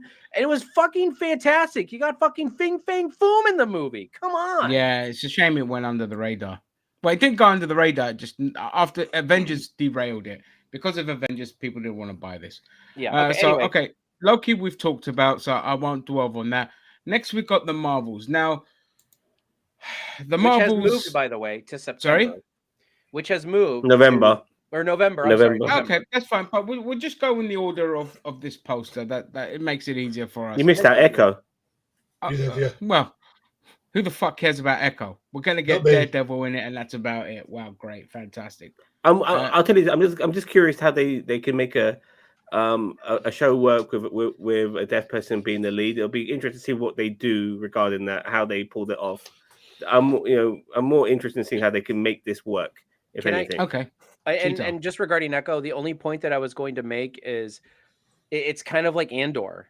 Like this is a secondary character from technically a TV show, but it's like I'm hoping that this is kind of going to be like Andor, where it's like it flies under the radar enough for Marvel that they do it justice, and maybe not, but I'm hoping that this will be like the Andor of the MCU, like where it flies under the radar and then it gets to do what it wants and then it's actually good. Yeah. I mean, that's a spin-off for you, though, Chia. Just so you know, secondary characters having their own shows is your typical spin-off. Okay, I got it. Thanks. Asshole. Okay. Gary on Echo. Could care less. Good. Okay. So then we have the Marvels. Now, Marvels. Again, just remember, I don't follow a lot of the stuff, so the premise I'm not fully aware of, but I had heard murmurs that it's set on Earth, and that is the biggest L you could ever give to big fucking cosmic characters, okay, and you're sticking them on Earth. How stupid. How absolutely stupid. And I hope it's a ruse and they actually go into space, or it starts off in Earth and then they go into space, because you can't have cosmic characters on Earth. So if it's set on Earth, 100%, do not give a shit about this film. I do, however, want to see Kamala's family come in, like we discussed in the group, with the mother they're in deep discussion about strategy and plan of attack, and the mother's like, samosas. Take a packed lunch with you. You're hungry, Miss Marvel. You need to eat. All this kind of stuff. Look how skinny you're getting. You're getting too skinny. And all this kind of stuff, like proper like ham up the hospitality. But other than that, it's hard to get excited about this film if it's set on Earth. If it goes cosmic, I'm in. Cheeto. I mean, the thing is that we got a perfect setup for this to be set out in space because of the Freaky Friday thing. Because all you need to do, so let's say that the Captain Marvel was out in space, and then they swap places. So Kamala's already out in space. Hopefully not in the void of space when this is going on, but she's in space. So then Captain Marvel's like, what the hell? Flies out the window or out the front door, goes back into space, and then we have the rest of the adventures in space, and Kamala's out in space. We do have this kind of fish out of water situation where Kamala's like, oh my God, I'm out in space, and now I'm seeing all these aliens. And although they know aliens exist, I've never seen really aliens before. You know, like stuff like that. Yeah, baby. Yeah, give us that. Yeah, give us that. As I said, that's a way to get Kamala out in space and making this very space-based. But unfortunately, I have heard the same things, Ginger, and I feel like they are going to do this as a terrestrial-based thing, and I think is a waste, because I always pitched my fan-made Captain Marvel 2 movie, which had Galactus in it and the Skrulls' home planet involved in it, and I really feel, and honestly, I would have had it take place in the 90s, but it would have been, but even now it's like, okay, the Skrulls have their new home planet, like, you know, even in current day, and Galactus is coming from. That's a way to set up Galactus without, like, I don't want, like, everyone says, oh, Galactus is going to be the next big bad after, you know, after Kang. And it's like, Galactus is not, Galactus is a threat, but you can't make him a big bad like that. No, because you can't have him lingering in like in a lot of the films unless there's actual big involvement. With someone like Galactus, it'll be like he'll show up and you need resolution there and then, because it's not like, oh, the heroes have lost this film, let's get to the next one, because the heroes losing means the planet's devoured. So yeah, but that's why I wanted it the Skrull, because then Galactus would come up, devour the Skrull home planet. Yeah, you know, and that's then great. Like that's genius. Yeah, and so technically you lose, but it's like, okay, but my big payoff at the end would be the post-credit scene where it's like they put the Devourer beacon out, which means that, like, it kind of lures the Silver Surfer to Earth to bring Galactus to Earth. That would be a way to set up the Fantastic Four movie or a later Avengers movie, not like a next phase movie, but like a later Avengers movie. That was always going to be my big Captain Marvel 2 plot, was like, you know, like that's how Galactus gets to Earth, is because the Kree kind of set it up that way. You know, like the Kree just directed Galactus towards Earth with the Silver Surfer, but they're not going to do that. I know it's a pipe dream, and we'll get no payoff at the end of it. So just quickly, Advance, they set up Beyond That and Moon Girl and Devil Dinosaur. Do we know that for sure? Do we need fucking Moon Girl and Devil Dinosaur? Is Moon Girl and Devil Dinosaur MCU canon? Like, I know everything's kind of canon in the multiverse, but like, is it? I don't know. I know the cartoon is coming out. It looks fantastic. I'm definitely looking forward to watching that. But I don't need more pointless characters when you got the fucking mutants looming in the background, because then you're going to be left with a load of shit that nobody likes, and you're going to feel this necessity to do something with it because Twitter will come after you if you get rid of them. Gary, the Marvels. I'm interested, but after hearing what you both said, because I did not know that they were going to set it on Earth, I'm less interested, because do you like when we were talking about DC's slate? I think it was like a couple of weeks ago now, and you guys were talking about Green Lantern be set on Earth. Yeah, kind of like that was the fact that this is set off. It's like these are literally like the Green Lanterns of the MCU. Yeah, to agree, and I'd rather than be the Nova Corps technically is, but Captain Marvel is a kind of it's like a space-based character. It's like, why not have it in space? It's like why base it on Earth? It's like the Green Lanterns. It's like if they were based on Earth, I'd have a problem with that as well. It's like it's the same thing with this. It's like, why? It's like you can have space adventures. You can have great, like alien races that we've not had before, as you see Galactus or something like that. Or I don't know, I'm trying to think of another space-based villain that they could use, because they blew the MCU's CGI budget on Quantumania. I know the MODOK. Yeah, MODOK. MODOK. The whole budget was blown on MODOK. We're getting sticks and stones and flashlights for lasers. You'll have a little sock puppet. Yeah. Oh, the threat. MODOK, money obsessed director of. Keg. I don't know. I can't get a K in there. Yeah, Zam, the Marvels. First of all, I would like to know about the switcheroo between Captain Marvel and Ms. Marvel. How that, regarding the bangles, that I feel that really needs to be explained in this movie. And also, if there was ever a film that could maybe continue from Secret Invasion, this would be it, because obviously Captain Marvel has a history with the Skrulls, so they could maybe link some stuff like that instead of making it one and done with the series. because once again, I think that's absolutely. I think the series is absolutely that storyline is worthy of being stretched out throughout the whole MCU. So this is the only other thing that I think could do it. Maybe even Armor Wars as well, with Rhodey too. They could use it there as well. So there's some ways of getting it, and maybe even Captain America too. Like just get that shit more spread out. I mean, you could have two major plots going on. You could have the Kang thing as well as the Secret Invasion. You can do it both. You can do both. You don't have to be just one. I mean, the Secret Invasion thing should be a whole phase within itself. Mm-hmm. I agree. It should have been. It's the same as oh god, I forgot. I literally had it in my head. Dark Reign as well, which I think is what like New World Order and all this kind of stuff is building up to. That is a phase within itself, but you can have simultaneous things going on. Okay, so on to the next one, which was... read some comments first. I have, yeah, I've caught up on the comments. Okay. Yeah. Okay, what we have here? Oh, Blade. All right, so next we have Blade. Now, this film is in a lot of trouble. There's been nothing but bad news coming out of it.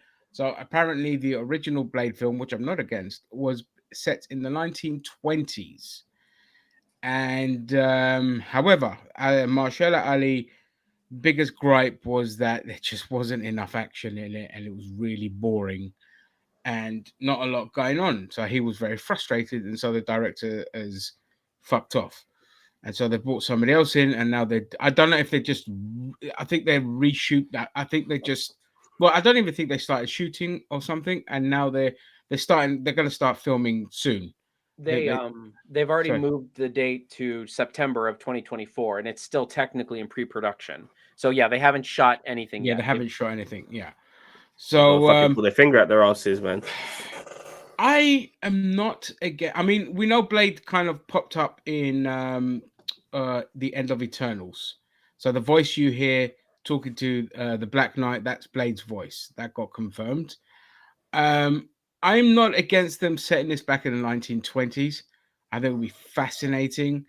Like gangster era, vampire hunting, not been done before. Would love it. Film 100% needs to be rated R. You cannot have a PG-13. It will just look stupid. And so depending on the premise, depending on the plot, okay, if they set it in modern times, that's fine. It just all depends on what the film sets up, what it's about, who are the other characters that we get in. Will we get introduced to other kind of supernatural element? Do we finally get Morbius in the MCU? I'm kidding. So it just depends what they do with it. Cheeto.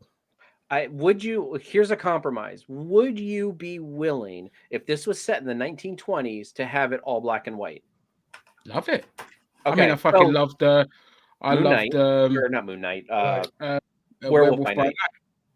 But that's what I'm saying. Like, and that's actually I was actually saying, like, okay, so if you do it all in black and white and you do it, and I'm not saying it should be PG-13. I agree with you. Rated R. It has to be rated R. There needs to be decapitation.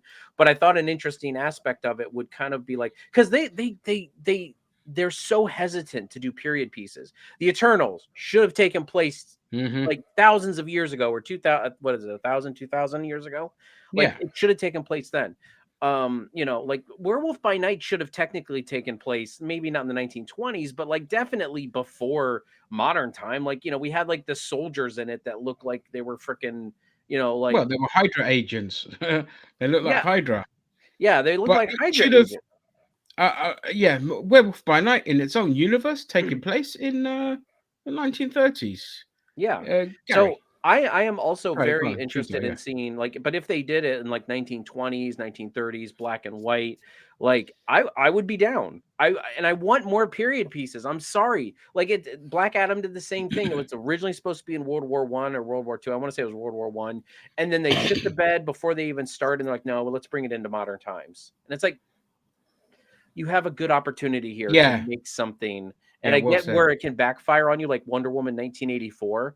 But it's like, if you do it right, you can do it good. But the problem with Wonder Woman is it leapt too far forward. That was the problem.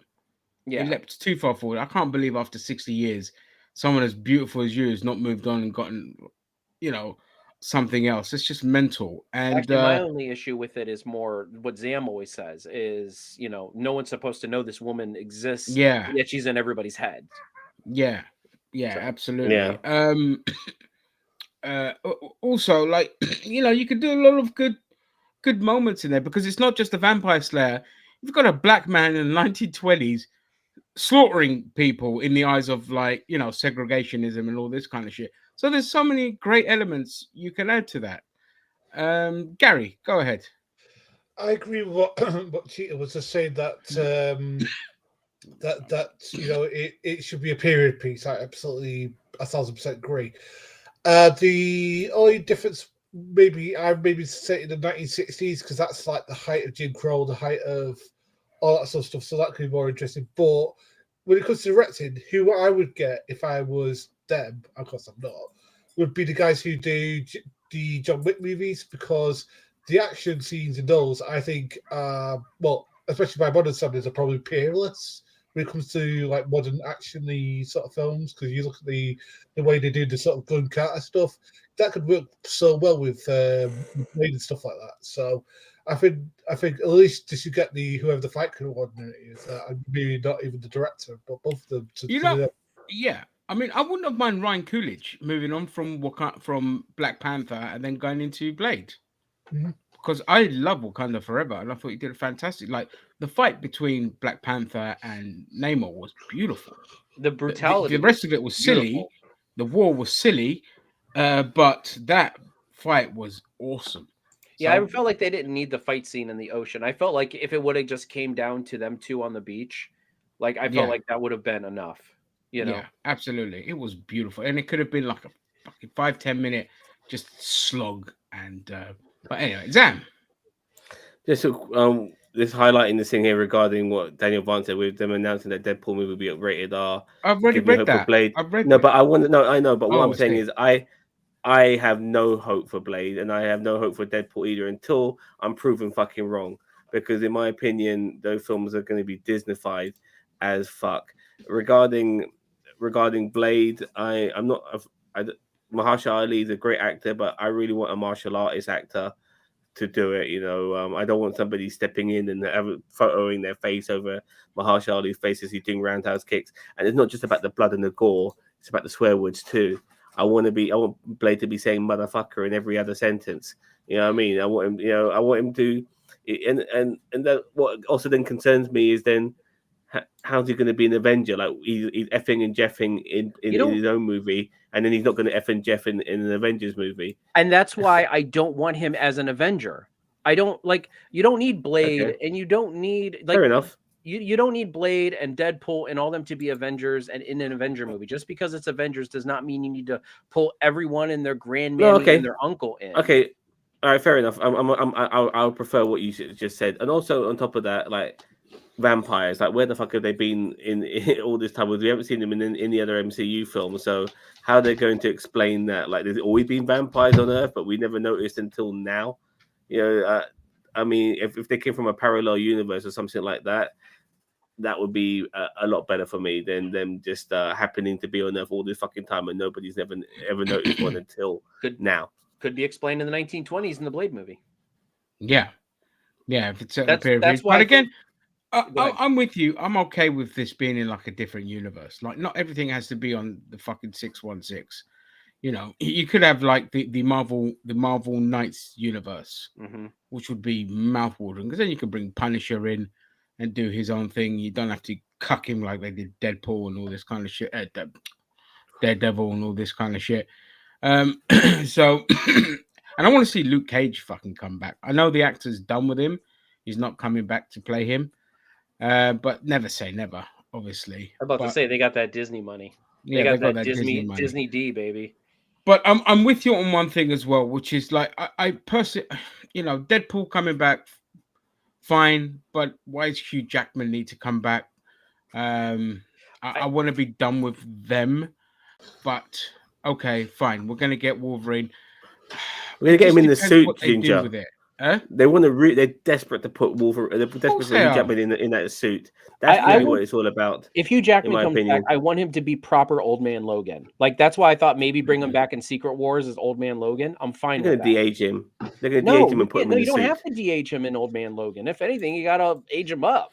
No, not Old Man Logan. They want him to look like Prime thingy, but they've always teased the suit, and this time they're gonna. Yeah. They want to make sure that he's finally in that fucking suit once and for all. Yeah, absolutely. Okay, moving on to the next one.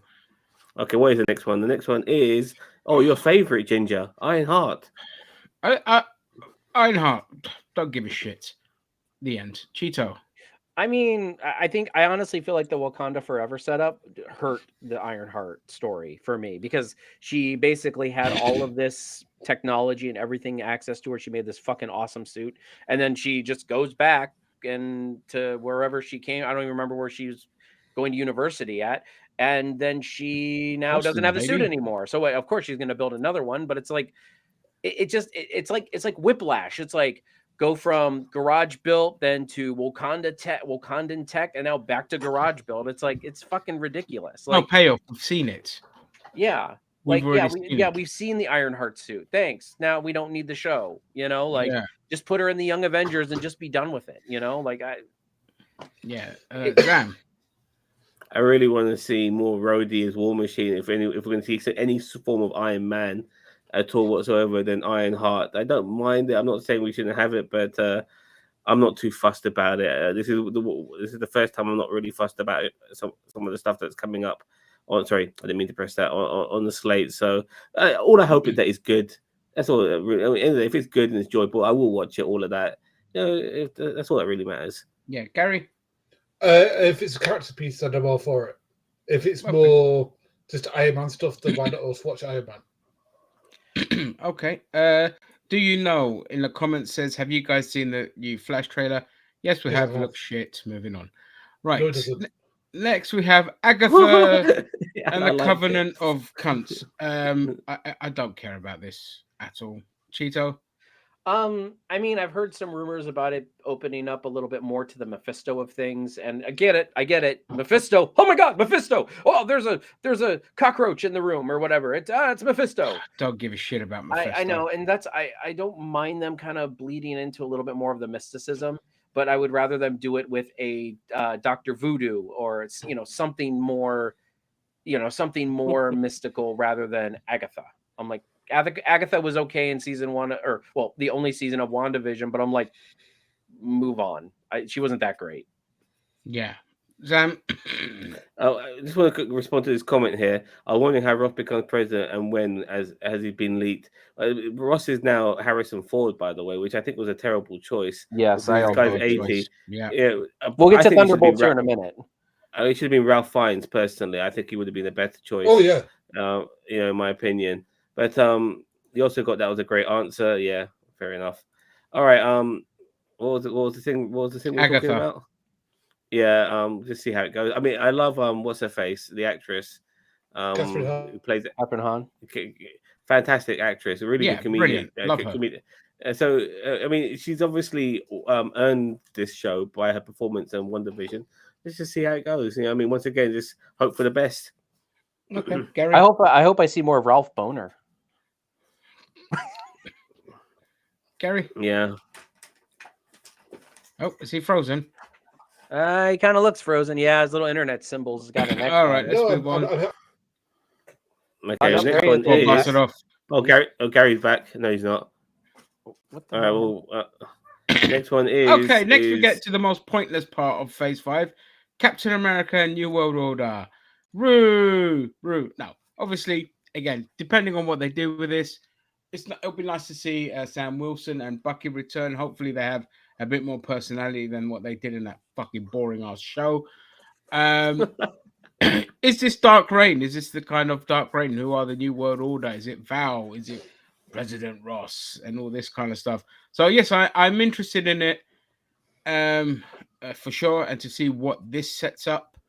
So this is one of the few that I'm not like overexcited about, but I'm interested to see what they do. Cheeto, take it away, baby. Oh man, all I want is if he does become President Ross, all I want him to do is look at the villain Gary Oldman and say, "Get off my plane," and then knock him out. You know, Shut up. one. No, I am super stoked for this movie. More so than Thunderbolts or anything on this list, because I really loved Falcon and the Winter Soldier. I thought it was a great show. I really want more of Sam Wilson's Captain America. He is a symbolism of what Captain America is, but yet something different than what Steve Rogers was, and I really like that. I'm also kind of looking here. I mean, it does say that Isaiah Bradley is going to be back. I would love to see a little bit more of what happened with Isaiah Bradley back in the 50s. I would love, and I know it's de-aging, but I would love to see the fight between Isaiah Bradley and the Winter Soldier as like his younger Captain America, and just watch Isaiah Bradley just beat the fuck out of the Winter Soldier, and just, you know what I mean? Because that's how it was left, was that, you know, that Isaiah Bradley got one up on the Winter Soldier. Yeah. But yeah, I'm really interested in seeing. I don't know if Bucky's technically going to be in this. I assume he will be, but I don't see him honestly on the cast list. I don't think he will be. You know, okay, well, but that's another loss, because it's like they're putting him in Thunderbolts, and we'll get into that and that shit show of a movie. He needs to stop being like a sidekick, and maybe eventually we get a Winter Soldier movie, a proper one. But here's the thing: I didn't consider him a sidekick in Falcon and the Winter Soldier. I really thought that they were like equal partners in that. No, yeah, but in the Captain America movie, he's going to be a sidekick, isn't he? So well, he's going to. I think this is I think him is separating from all of this is better for him in the long run. Okay, I mean, you might be right. I'm not totally disagreeing. That is a good point. But anyway, go ahead. But regarding Captain America and the new world order, the fact that the Thinker's coming back, which is not the Thinker, great. The leader. Sorry, the leader. My bad. Oh, I totally forgot about the leader. God. Yeah, like I'm really happy. You know, I mean, Bag of Vance is coming back, and it's about bloody time too, because this is a character that has been left on the sidelines. Wait, stop fucking chewing my shit. Sorry. Yeah, he's been left on the sidelines, and it's about time that they resolve this this particular issue. It's been a decade and a half since. So yeah, that needs to be resolved, and I'm just looking forward to seeing Sam Wilson as Captain America. About bloody goddamn time too. You know what I mean? It'll be good fun. Gary. I'm interested because again, I want to see Sam Wilson really come into his own, and I'm good to see the actor. What's his name now? The actor who plays Sam Wilson. What's his name? Anthony Mackie. Yeah. I want to see him do. But what I actually want to see, and I know that you guys might shout at me, because now we've introduced the multiverse, we could see Steve Rogers come back as his Hydra self. Because that was in the comics. He's old now. Like I mean, I don't mind a cameo from Steve Rogers in this as like old man Steve, and he comes back maybe to do a pep talk to Sam or whatever. But I don't want him back. I don't want him to be like the bad guy. You know, like the Hydra. Yeah, Steve Rogers. I don't know. That was a bad storyline in the comic books. That era is done. Yeah, they dealt with Hydra at the beginning of Age of Ultron. Well, they wanted to wipe the slate clean. The leader, because that actor is really good. Yeah, but that doesn't. I mean, no, we can move on from done. Him. Yeah, he's done. By the way, Daniel Vaughn says maybe they'll show or mention Betty Ross. She's a huge mystery, yeah, for sure. And then obviously that will probably mean that maybe Bruce Banner might come into play. Mate, we're going to be only talking about Marvel at this particular moment in time. Good film, though. That's all I'll say about that. Right. Okay. So, and then we have, what do we have next on that list? Okay, 1 second. Here we go. I got it. Next on the list is Daredevil Born Again. So yes, okay. I know people got excited to see Daredevil in the. Wait, you press it. Sorry, we're both pressing at the same time. We got to see Daredevil coming back. My light's dead. I don't know why I still got it on. There's barely anything on there. Daredevil came back in She-Hulk. Overshadowed the main character because he was the better part of the show. But this is Disney's Daredevil. So I'm very, very weary.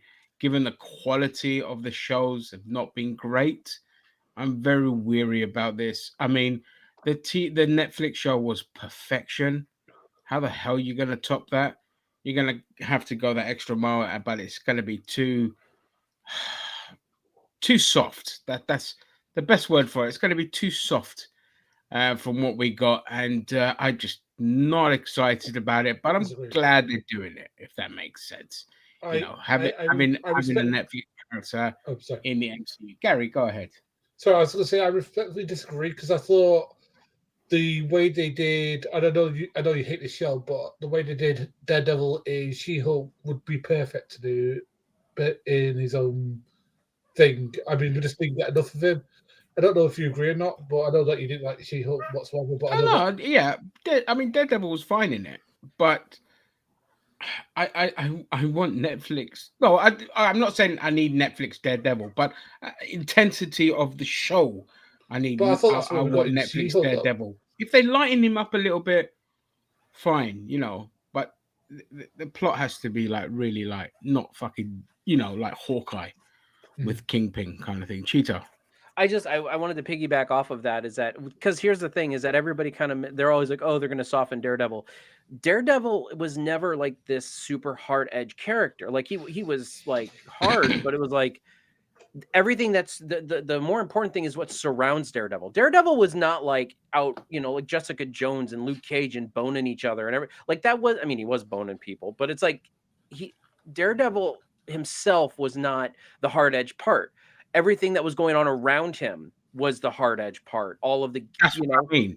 So it's that's why it's okay if they lighten him up. Yeah. But the environment has to still have the same intensity that it had from the Netflix. Because I don't feel like there was that huge of a difference between Daredevil in She-Hulk as a character and Daredevil on Netflix. But then if you give him his own show and then you pull more of the She-Hulk shenanigans, it won't fit because it's not, so that's why it's like it worked in She-Hulk and Daredevil still had the same charm and everything, but it will not work if you have Daredevil Born Again and then it's like all soft and gooey and fun, like. Yeah, I mean, there is the thing that Charlie Cox is very protective of the character, and I think that's why you still got a kind of same-ish vibe of the Netflix Daredevil, just slightly lighter, but we know that Charlie Cox has said he's very protective of the character. So I'm hoping in his own show he gets a bit more sway in what they do. I'll just quickly go to some comments here. Do you know I'm hyped for Daredevil, and I just hope they don't use the CGI from She-Hulk, and that they could bring in the same vibe from. Yeah, there you go. So the CGI from She-Hulk again. That boils down to Disney and their shitty treatment of CGI companies and how they screw them over and bully them and all of that. But that's a whole other thing. And Vance, Iger's been very local. I suppose that's vocal as of late about being stewards to the material and not diminishing the IP. So I expect less CGI Flash and more developed stories. Well, I mean, this is the thing. Chapek was a disaster for Disney anyway. But Chapek kind of rang off of fucking algorithms and Twitter. And She-Hulk is the prime example of that because I've said She-Hulk is a Twitter show. It's a show for Twitter, for a Twitter audience. And this is why Phase 4 was like a fucking mess and all over the place, because we had a guy that was going off of algorithms and trends rather than focusing on good stories. So elements of Phase 4 are still going to be in there, unfortunately, because they've already started that. We're under the Chapek era. So, and this is why looking at Phase 4, it's so disappointing. Phase 5 is so disappointing. Whereas Phase 6 takes the more interesting kind of stuff that's coming into it, but that's a discussion for another day. Who didn't I get to? Gary for Daredevil? I love Daredevil as a character. I think Charlie Cox has done really well. I mean, as I said before, She-Hulk, I thought he was probably the best. He was the best part of it. He was the best part of it, yeah. And I thought they did it really well. If they're going to bring that sort of intensity for it, I'm all for it. Because I mean, they could do Bullseye. They could redo Elektra because the whole Black Mist thing from season 2 could go die in a fire, as far as I'm concerned. But I'm really a big fan of it, so I'm looking forward to it. I'm just concerned about what I mean because I've got the same concerns that you all have. That I think it could be too light, but Yeah, I mean that's good. Actually, you hit on a good point there. It's Electra. I don't want the same actress coming back because she fucking sucked as Electra. I don't think it was her fault. Was all over the place. No, I mean, like, I just didn't like Ella Dean Young as I think she's a good actress, but she just wasn't good as Electra. I don't want Netflix Electra in this. I want a proper fucking Greek Electra in this. Greek. I know she's Greek. I mean, comic book Electra in this. I wonder what Jennifer Garner's doing. No, don't bring her back. I have a feeling that Marvel movies from Phase 1 had better CGI than today's movies. Well, the first 2-3 phases had good CGI, but with Phase 4 and the amount that they churned out, they just anyway. They screwed over the CGI companies. It's Disney's fault for being cheap bastards. Sam, did I get you about Daredevil? No, not yet. Go ahead. I mean, regarding the tone and how Matt Murdock is, I don't mind them taking a different approach to him because obviously this is not going to be the next X-Razor, even though you've got Charlie Cox in the main role. So I'm happy with that. Will it still be dark? I'm not so sure. And obviously the way Kingpin was portrayed in Hawkeye was a disgrace. So there are certain elements that they need to balance out properly. I still want some hallway scenes. I want some badass action. I also want people like Gareth Evans. Yeah. He's the director. He directed Raid 1 and 2. Monsters, this guy needs to be involved in the MCU in any capacity. Put him on Blade. Put him on this sort of show. Like he would be absolutely perfect. He's really good at action scenes. He would be great. He would be great for Iron Fist. He would be perfect for Iron Fist. He'd be perfect for Shang-Chi if they made another one. But I think they've got the same director who's doing that, which is great. I like the. I'm going to ask you one question now. Do you think that the actor who's playing the actor in who played Iron Fist in the original series should be recast? Because I thought he got a bit of a raw deal. Oh no way! He is not coming back. He is not coming back at all. I think they need to leave Shang-Chi the way it is, except for the third act of the. Iron Fist. I know, but you guys were talking about Shang-Chi. Like, I think they need to leave everything with Shang-Chi the way it is, and just don't let them just blow their load on the third act of the next movie. Yeah, I agree. There is absolutely no fucking way that if they bring Iron Fist into this universe, they are not going to cast a white guy. They're not. They're going to make him Asian, because we saw how triggered people were when Iron Fist was originally cast, and I'm happy to get rid of him. He sucked as Iron Fist. I thought it was his fault. But Danny Rand is a white dude. Yeah, but Twitter doesn't understand this. They see Asian setting. They want Asian man. They have no concept of actors doing acting or things like that. Then I'm pretty sure they're not bringing Iron Fist back. It'll just be Shang-Chi at this point. Yeah, that's what I mean. Shang-Chi is going to be the Iron Fist. Not the literal Iron Fist. But we're not going to get Iron Fist back. I don't think Luke Cage is coming back. Sorry, go ahead. Gary, it is his fault because the guy was terrible at the choreography when it came to the martial arts scenes. He can't do it. Not even like the basic stuff. He had a body double all the fucking time. He's useless. Get rid of him. Get somebody who can at least throw a few hands around and make some of the fight scenes look a little bit credible instead of having the camera in a way that you can't see the fucking stunt double's face. No way. He's useless. Get rid of him. But regarding Daredevil, I'm not sure how I feel about 18 episodes. It might be overkill, to tell you the truth. That does concern me. But, are you going to have several plots going along? Because some story arcs might be resolved after 6 episodes, and then we go into a next one, and then because you can't keep something going on for 18 episodes, it's going to drag. But anyway, it's too much. Do you know that's a good choice? Elsa Gonzalez would be great as Elektra. Yep, that's not a bad choice at all. What were we saying? Oh yeah, no. Anyway, so yeah, Iron Fist. No, Thunderbolts. Oof. Oh yeah. When I was excited because I love the comic book, and then they showed me the roster, and now I hate it with a passion, and I want it to burn to the ground. because it's basically Black Widow 2, and I fucking hated all the characters in that film, and I don't want to see this. I don't care about it, but it'll feel like probably be interesting. if I could start So, on this one, Sam, go for it, dude. yeah, this should be called the Super Soldiers because that's who they are. You know what I mean? A whole bunch of super soldiers and Ghost because Yeah. everyone. Yeah, the only seems one to who be has a super- powers is Ghost, right? I mean, like Yeah. actual, like not just super soldier serum strength. Yeah. To a degree, I hope this is a redemption for some of the characters who weren't portrayed so well in other films, like Ghost and Taskmaster.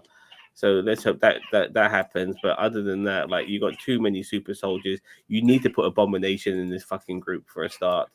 I mean, Yeah. theoretically, he's a He super should have soldier in been. his own right, but still Yeah. throw him in there. You know what I mean? So yeah, but yeah, it's all a bit too samey. Yeah. I Gary? really feel like they're going to, though. Not that I'm defending this movie. I don't like the roster either. There's a couple of them that I would keep. A lot of them I would get rid of. But I do think that we are going to get Zemo and Abomination in Thunderbolts, but I think they're going to be the foil to the Thunderbolts. I think the Thunderbolts are going to be the good guys technically, and then the Masters of Evil, or whatever they're going to call them, are going to be the villains, and it's going to be team versus team. Possibly, yeah. Gary? I think that it could be a redemption arc for some of the people in charge, like for example, Taskmaster. If they could do Taskmaster good this time instead of what it was in Fabian. I know you guys are shaking your head. No. So we're not shaking our head you, at Zam because he's got to when I take his said blood pressure turn off medication. notifications. Yeah, that's a regular alarm regarding my car, but I've already charged it. So. But yeah, like that's what I want. I want a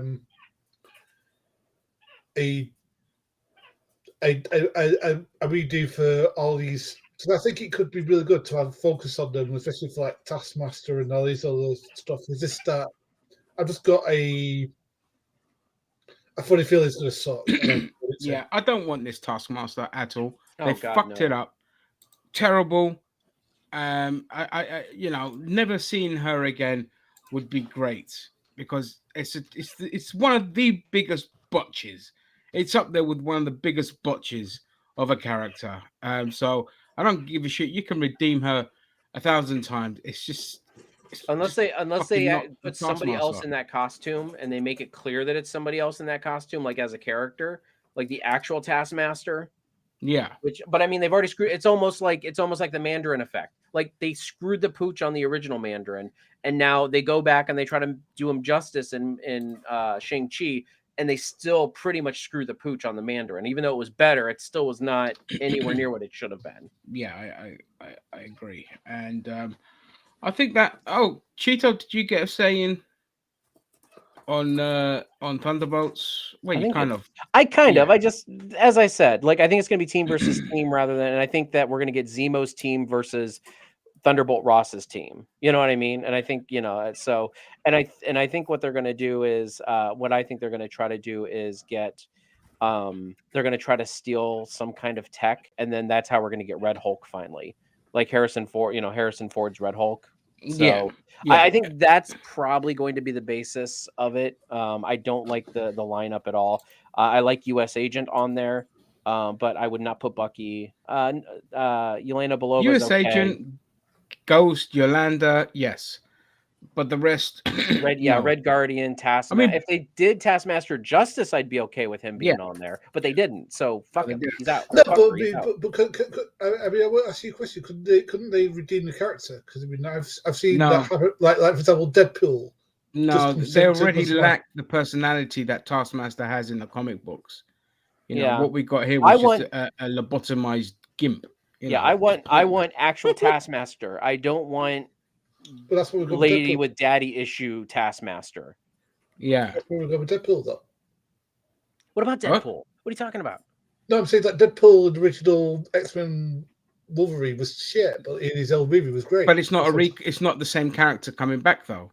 It's a complete redo. Whereas this Taskmaster is the same character coming back. No, but that's what I mean. You can't redeem that character. No, there's beyond redemption unless they get rid of him and put an actual Taskmaster in from the comic books and just get rid of this one completely. I understand Galactus. That's what I understand. I understand Galactus. Calculus. I hunger because it's been 2 hours. Yes, but calculus, no. I'm completely dysnumeric on numbers.